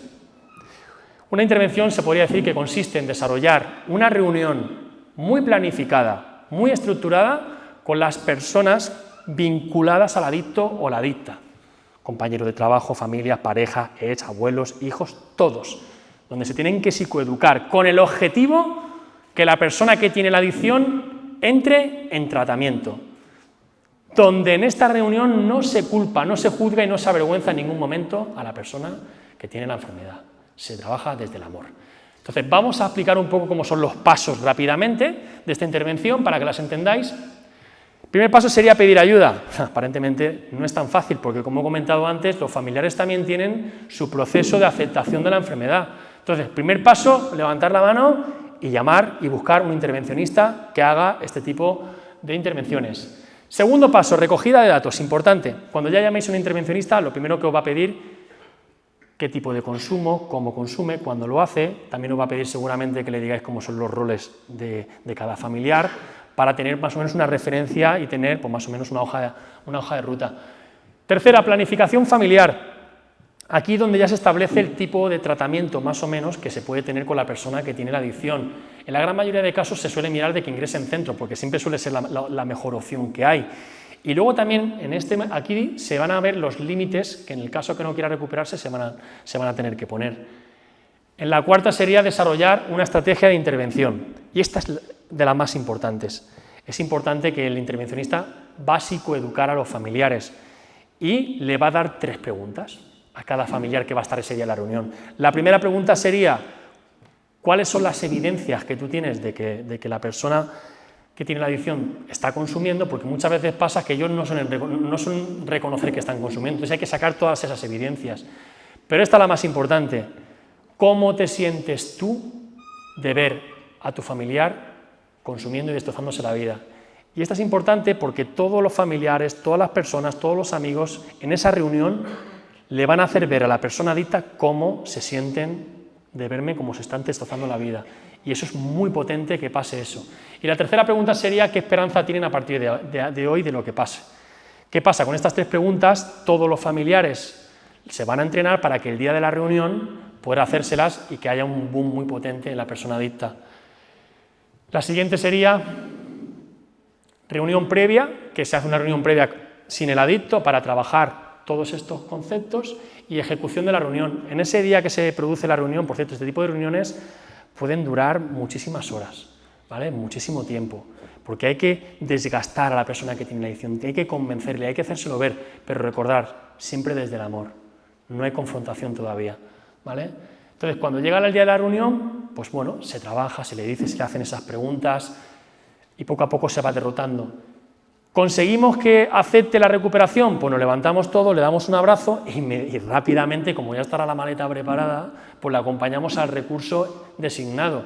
Y esto hay que hacerlo rápido, porque un adicto que pide ayuda, la pide media hora. Entonces, si conseguimos que pida ayuda y realmente se quiere ingresar, hay que hacerlo ya. Y muchos de vosotros lo sabéis, rápidamente. Entonces, yo muchas veces cuando yo las hacía presenciales, acompañaba con el coche y los llevaba enseguida, para que se ingresaran cuanto antes. Y ya, de última, sería el seguimiento para mantener las constantes vitales de la familia y cuando está ingresado, por mucho, muchas veces cuando ingresáis yo estoy pendiente de la persona ingresada, de la familia, para ver que todo va saliendo bien. Y ahora llega la pregunta más importante. Me vas a decir, Javi, ¿y qué pasa si la persona que tiene la adicción se niega a recuperarse? Realmente no quiere hacer nada, quiere seguir sin estar, quiere seguir consumiendo, quiere seguir con esta vida o niega cualquier tipo de ayuda. Y esto es lo que más me preguntan la gente, ¿no? Y por eso hay que practicar lo que se llama el amor duro. Clave e importante porque esto es lo más difícil de las adicciones, lo que más cuesta, porque evidentemente cualquier persona que tiene una enfermedad, lo primero que suele hacer un padre, una madre o una pareja es querer ayudar a esa persona. ¿Qué pasa? Que la tendencia es a sobreproteger y eso hace que se alargue más el proceso de la adicción. Entonces, ¿qué es el amor duro? El amor duro es entender que a partir de ahora voy a tomar decisiones difíciles, que van a ir en contra de lo que yo siento por la persona que quiero. Porque el mayor acto de amor que puedo hacer por un ser querido es permitirle dejarle caer. Y eso significa que hay que empezar a poner límites. Por ejemplo, ya tengo que dejar que esta persona me manipule, o dejar de darle dinero, o dejar de pagarle las deudas. En casos ya más extremos, si la situación está totalmente caótica en casa, tendrá que abandonar la casa. ¿Qué pasa? Si una persona que sufre una adicción sigue estando cómoda, no se va a querer recuperar. Mientras no tenga todo a favor, por mucho que digáis que está mal, mientras tenga comida caliente, pueda hacer lo que quiera en casa, sin que nadie le diga nada, por muy mal que esté la situación, al final no se va a recuperar. Cuando una persona decide recuperarse, cuando el precio o la consecuencia es mucho mayor que la satisfacción que le está dando el propio consumo. Por eso, ¿qué es lo que le empuja a una persona que tiene una adicción a recuperarse? La saturación de sufrimiento. Por eso, la mejor terapia que puede tener un adicto cuando está en activo en su fase final es que asuma las consecuencias naturales de la enfermedad. Importantísimo esto. ¿Qué pasa? Esto va a presentar todo un desafío para los familiares, para las parejas. Primero, porque ya no lo voy a salvar. Y segundo, porque van a tener que luchar contra ese sentimiento de culpa y contra esa inseguridad de decir, ¿estaré haciendo lo correcto? Por eso es muy importante pedir ayuda profesional para que os acompañen dentro de este proceso. Importante esto que estoy diciendo ahora. Y ya en unos niveles más fuertes, cuando la situación está totalmente devastada, hay que llegar a hacer contacto cero a la persona que tiene la adicción. Porque a veces a un adicto o una adicta le pueden quitar el dinero, la comida, incluso lo pueden echar a casa. Pero que no le quiten el amor de su familia. Cuidado. Entonces, en los casos más extremos habrá que dejarle de querer. Y me vas a decir, Javi, entonces, ¿hay que dejarle de querer a todos los niveles? Sí. ¿Pero qué pasa? Que muchas veces pasa que si la familia no está alineada, lo típico, el padre echa de casa al hijo y la madre llega por detrás y le abre la puerta de casa. Ponte aquí, hijo mío, acuéstate un ratito, que nadie te vea. Venga. Hijo mío, ¿quieres que te lleve un bocadillo? Con lo que al final las intervenciones no funcionan. Por eso es muy importante estar todos alineados. Y todos tiene que haber un compromiso claro de recuperación, para que la intervención de verdad funcione y esto se lleve a cabo.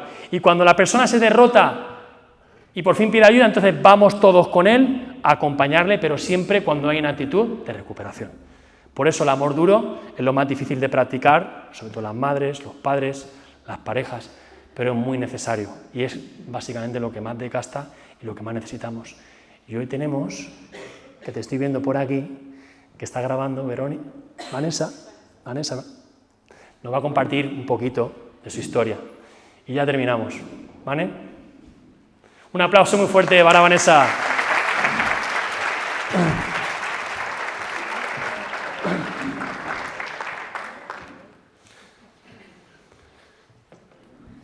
Vaya trampa que te he hecho, ¿eh? Hola, buenas noches. Bueno, Javi, primeramente, gracias. Como siempre, no me canso de repetirlo. Amor duro, qué difícil, ¿no? Y qué importante. Cuando entramos en este mundo, cuando nos damos cuenta de que tenemos un problema de esta magnitud, es muy difícil para las madres, para los padres, para nosotras como pareja o para nosotros como pareja, entender, a veces yo pienso, si es difícil para ellos, tiene que ser bastante peor para nosotros, el entender que esto es una enfermedad. Hay muchos factores que lo complican muchísimo. El entorno social, lo normalizadas que están las cosas para los jóvenes, para todo el mundo. Por ejemplo, en el pueblo donde vivimos nosotros, y creo que habrá gente que esté identificada, hay más bares que farmacias. Así que es complicado. Es muy difícil decir cómo es posible que mi pareja, cómo es posible que mi hijo o mi hija esté pasando por esto. O sea, ¿qué le hace diferente de todos los demás que pueden consumir? Y nosotros, mi esposo hace un año, y bueno, hace poco más de un año que empezamos este proceso, y me atrevería a decir que es fácilmente lo mejor o la mejor decisión que hemos tomado como familia.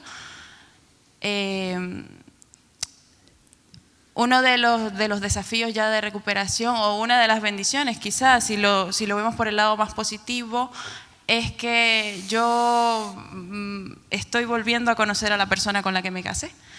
El año pasado, y bueno, desde hace 2 años, voy a decir que yo un poco fui víctima de lo que está contando Javi del tema del amor duro, porque este problema ya lo habíamos identificado desde hace más tiempo.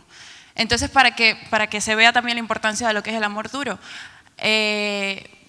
hace 2 años yo contacté a Javi y él me dijo que tenía que ingresar, mi esposo. Me dijo, las situaciones que tú me estás contando se van a repetir, esto no va a parar aquí.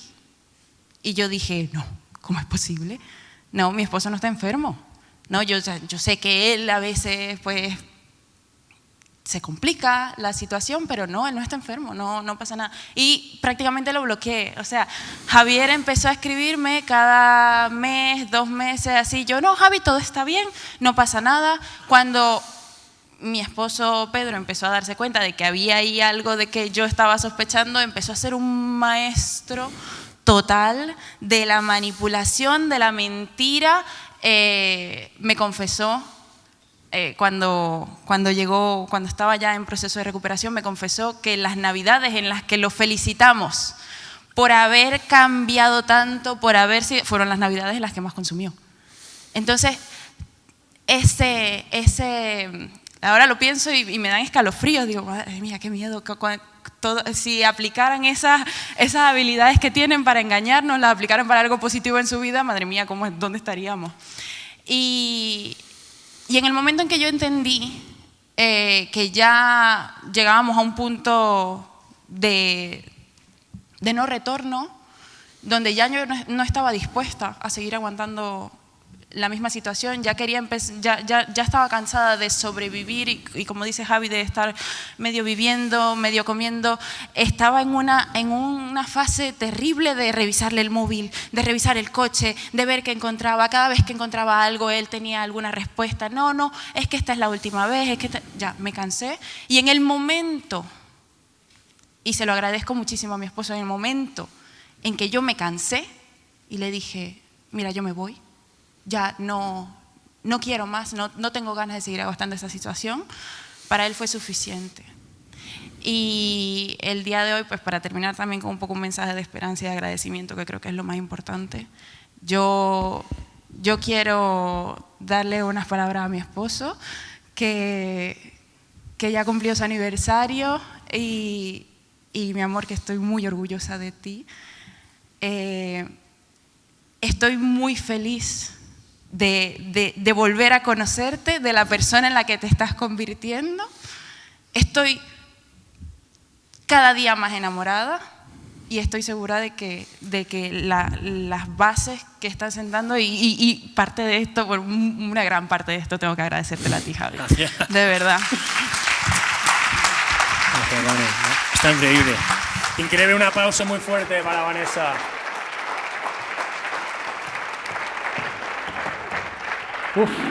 Madre mía, Vanessa, está increíble.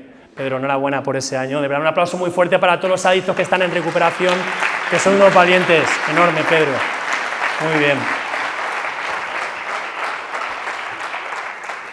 Bueno, ya para terminar, nada, 3 mensajes para cerrar. Un mensaje, quiero mandar un mensaje para los adictos, si es que hay adictos por aquí, que no creo, pero si hay alguno que está sufriendo, ¿no? Y es que es verdad que llega un momento en la vida en el que uno ya tiene que aterrizar y aprovechar esos poquitos momentos de lucidez, pocos, para poder pedir ayuda. Por muy mal que esté la situación, siempre va a haber una salida, de verdad que siempre se va a encontrar. El drama de tu vida no define la persona que tú eres. Tú eres una persona extraordinaria, que te mereces todo lo mejor. Y muchas veces pasa que hay muchas personas que sufren adicción que no se recuperan porque no se sienten merecedoras de recuperarse. Por eso yo quiero decirte que te mereces la recuperación como yo me recuperé, como muchos compañeros que hay aquí. ¿Cuántos adictos en recuperación tenemos aquí hoy en la sala? Pues hay unos cuantos, hay bastantes, hay bastantes. Bueno, pues un mensaje para vosotros, adictos que estáis en recuperación. Primero agradecido porque estéis aquí. Al final recordar que no se puede dejar una adicción y seguir viviendo como un adicto, importante. Todos los días de mi vida se tendrían que poder publicar en un periódico. No dejéis de apasionaros por esto. Y sobre todo, siempre lo diré, respetar las reglas de la recuperación. Si las personas que os están llevando vuestro proceso os están diciendo no tiréis por allí, no lo hagáis. No rompáis con esa parte de obediencia, porque las recaídas empiezan por empezar a pensar de que yo ya puedo con esto solo. Importante, seguir obedeciendo, entrenar en esa parte así, porque esto es lo que va a seguir salvando la vida. Y yo ya para terminar, para mí la verdad que es un honor estar aquí con todos vosotros. Yo nunca me lo hubiera pensado. Hace poquito tiempo que pasé por aquí para ver a mi madre, es decir, para mí me gusta venir por estas tierras porque son tierras que me encantan. Y bueno, tener una adicción al final es un calvario por el que nadie quiere pasar, os lo puedo asegurar. Esto es tremendo lo que se puede llegar a vivir. Por eso, lo bueno que tiene esta enfermedad, que es la única enfermedad que si tú te recuperas te quedas mucho mejor de lo que estabas. Solo hay que verlo, como estaba Pedro, como hay compañeros que vienen aquí, que hay que verlo, la presencia que tienen, personas mucho más responsables, más agradecidas, más humanizadas, más brillantes. Por eso merece la pena entrar en este proceso. Yo en mis últimos ratos, cuando yo estaba en adicción activa, yo me arrodillaba para pedirle dinero a la gente.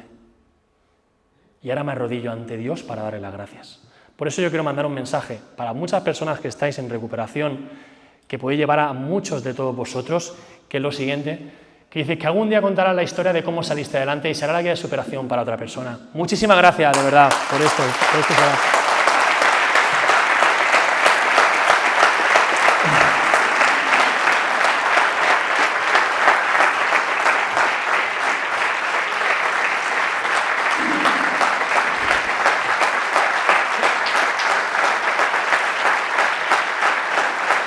Gracias, de verdad, gracias.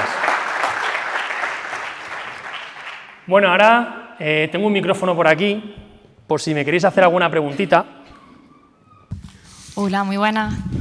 A ver, mi pregunta tiene más que ver con la prevención. ¿Con la perdona? Con la prevención de la adicción. A ver, yo como madre de niños adolescentes tenía un poco otra idea, me ha venido súper bien la charla, me ha encantado.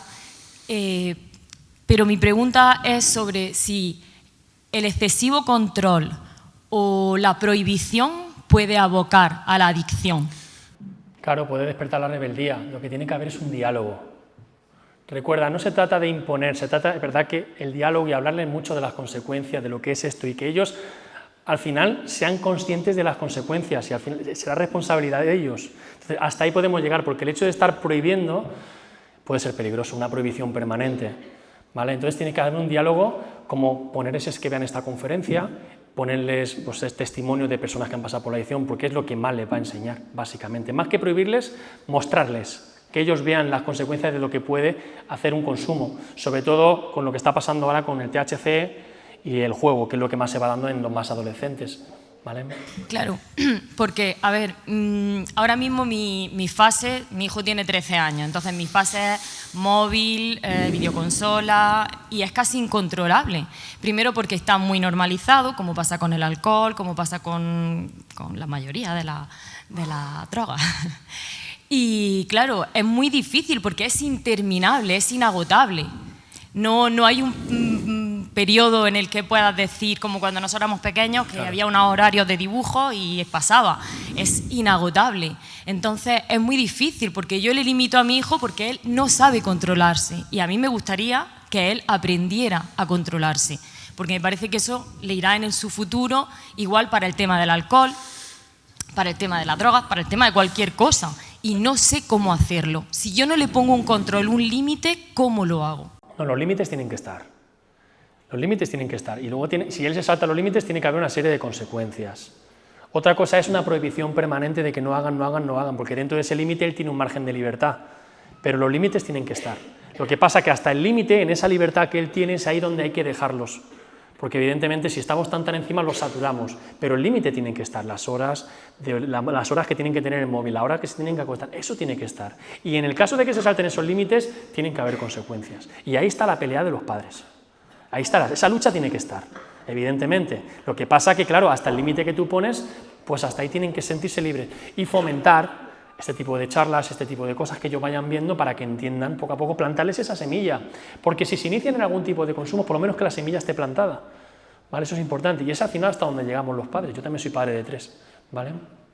Claro, a mí me preocupa eso, que luego si tiene un límite, que busque las triquiñuelas para aumentar ese límite de cualquier manera. Ya, ahora cojo el móvil de la abuela y le instalo el juego al que quiero jugar. O... Ahí está la labor del padre. Aunque yo también te digo una cosa, los primeros que tenemos que vivir y hacer las cosas bien somos nosotros. Lo que yo no le puedo pedir a mi hijo que esté 1 hora con el móvil cuando yo estoy todo el día con él. Los niños aprenden por imitación. ¿Quieres tener hijos felices? Sé una persona feliz. ¿Quieres tener un hijo responsable? Sé una persona responsable. Y desde tu ejemplo y desde tus límites, tú estás haciendo tu parte, el resto lo tienes que soltar. Perfecto, ¿vale? Muchísimas gracias. Gracias a ti.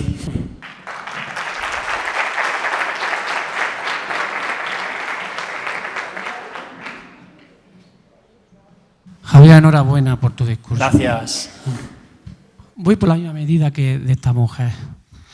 Ella está pidiendo herramientas y la educación se supone que es la herramienta más grande para trabajar esto. ¿Por qué no se le da información? ¿Por qué en los centros educativos, en el currículum, no se trabaja más? Ya que esto es un cáncer, una lacra y sabemos el daño que tiene, ¿por qué se normaliza? ¿Por qué no se echan más horas en el centro educativo, en la familia? Porque esta mujer está pidiendo información. Claro. ¿Por qué no se la damos? Pues mira, a veces yo, sinceramente, la pregunta es tan sencilla, no te lo puedo responder yo. Es decir, habría que preguntárselo a los políticos, que son los que están ahí arriba. Pero, ¿qué podemos hacer la sociedad para...?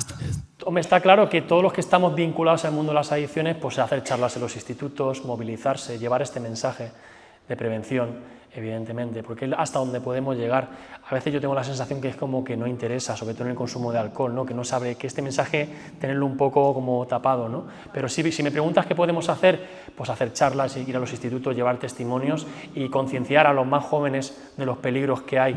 Y a partir de ahí es hasta donde nosotros llegamos. Entonces, ¿por qué este teatro no está lleno hoy? Bueno, pero ¿te puedo decir una cosa? Ha venido mucha gente. Sí. Y estoy súper contento, pero todos estamos en peligro. Entonces es una cosa muy difícil. Hasta que no nos toca la puerta no sabemos lo que tenemos. Porque vivimos pensando que lo que le pasa al otro a mí no me va a pasar. Porque estamos en una sociedad en la que vemos al otro destruyéndose la vida y dice, no, a mí esto no me va a pasar. Porque pensamos que el hijo de mi vecina tiene una adicción y el bicho raro es el otro. Y por eso no está aquí esta gente, porque si tuvieran conciencia de que esto les puede pasar, habría que haber sacado entradas para el día siguiente también de gente que llegaría aquí. ¿Cómo llegamos a esa familia? Pues bueno, pues ese es el problema, que no todo el mundo está realmente con este nivel de conciencia, ¿vale? Los que estamos más vinculados, los que hemos pasado por más familias, pues podemos trabajar por llevar ese mensaje, pero es hasta donde podemos llegar. Esa madre está pidiendo ayuda, como muchas madres, porque el tema del móvil... Ahora el tema del vape, ¿cómo podemos...? Bueno, es decir, en los casos más extremos siempre está la ayuda profesional, que recomiendo, porque yo siempre digo una cosa, también nos gastamos dinero en ropa, en móviles caros, gastámonos dinero en profesionales que nos ayuden también en esto, porque con lo público no nos llega, ¿sabes? Importante. Pero es más difícil llegar a esa falta de información. Pero escúchame, la información llega hasta donde llega. Por mucho que queramos, siempre va a haber un vacío donde no todo el mundo se va a llegar. Entonces, esta señora que me acaba de preguntar, si siente que está en un problema grande y se le está yendo las manos, la mejor opción siempre es pedir ayuda, buscar ayuda profesional, e invertir en salud, invertir en mi familia, ¿no? Que me aporten, que me acompañen, que me den herramientas, que me den día a día soluciones. ¿Vale? Al final, en lo público a todo no vamos a llegar. Por eso, en el tema de la psicología, es importante que haya profesionales que nos ayuden a manejarnos con estas situaciones, porque no es nada fácil. ¿Vale? A partir de lo que tú me estás preguntando, pues sí, deberían de haber más conciencia en los institutos. Por ejemplo, hay un día del Día de la Paz, solamente se trabaja ese día, o esa semana. El día del día 8 de marzo, se trabaja esa semana.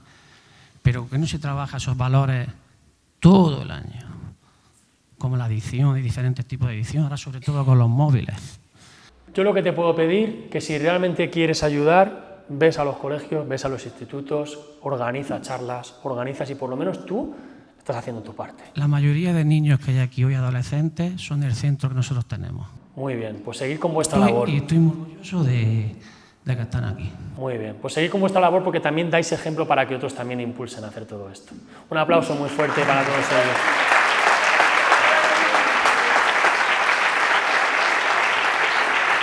Enhorabuena, enhorabuena de verdad.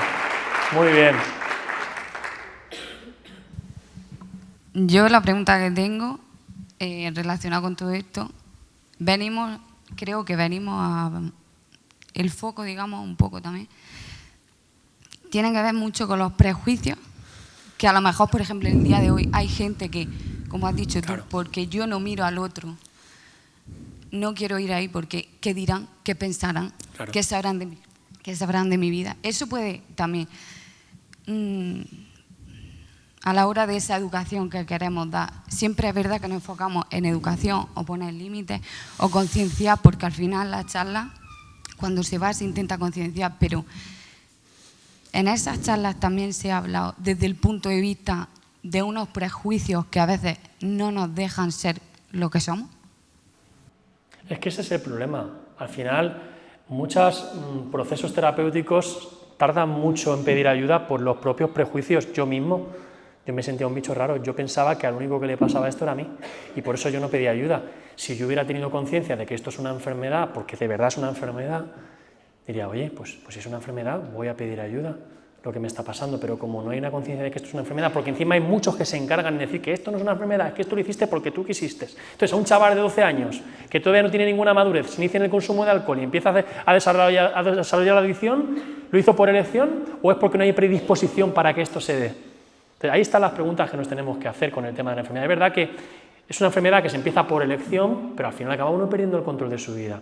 Evidentemente, una persona que elija y decida seguir consumiendo y seguir drogándose y seguir teniendo esta vida, por supuesto que no es una enfermedad, porque es una elección. Es una enfermedad cuando yo decido que yo no quiero más esto en mi vida y no puedo salir de él, porque a partir de ahí estoy vivo condenado por algo que me supera y a cualquier persona le puede pasar, no solo en el ámbito del consumo de drogas, porque se puede dar adicción al trabajo, adicción a la pornografía. Lo que pasa es que esas no se hablan, porque pensamos que solo existe el cocainómano o el heroinómano, que es el que más se ve y el que está como ahí, como si fuera que no, pero hay mucha gente que sufre otro tipo de adicciones. ¿Qué pasa con esa señora mayor que va corriendo al casino a gastarse toda su pensión? O va a la farmacia a tomarse esas benzodiazepinas porque nadie le ve. ¿Qué pasa con estas personas? Porque son drogas legales. Ese es el problema que hay con esta enfermedad, realmente. Los prejuicios. Porque si realmente hubiera una conciencia clara de que esto es una enfermedad, evidentemente mucha gente habría aquí hoy pidiendo ayuda y escuchando un tipo de conferencias como estas, que son muy buenas para poder y comprender y encontrar al final soluciones para recuperarse de esto. Y por eso muchas familias, y yo soy intervencionista familiar, les cuesta llamarme o llamar a cualquier persona porque estiran al máximo, porque ¿cómo puede ser entonces cuando ya no pueden más? Entonces hay años de sufrimiento cuando ya por fin levanta la mano. Y esto en los pueblos pasa más. ¿Cómo puede ser que no se enteren en el pueblo que mi hijo, cómo se va a enterar la vecina que a mi hijo le pasa esto? Entonces por eso no están aquí. No vaya a ser que piensen de que a mi hijo le está pasando algo. Ese es el problema, los prejuicios. Y eso es con lo que tenemos que luchar al final. Todos los que estamos vinculados a esto. Un aplauso para ella. Muy buena pregunta.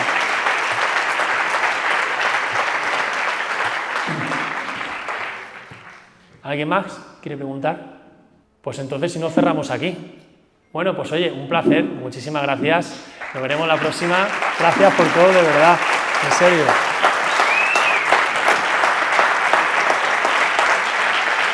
Gracias.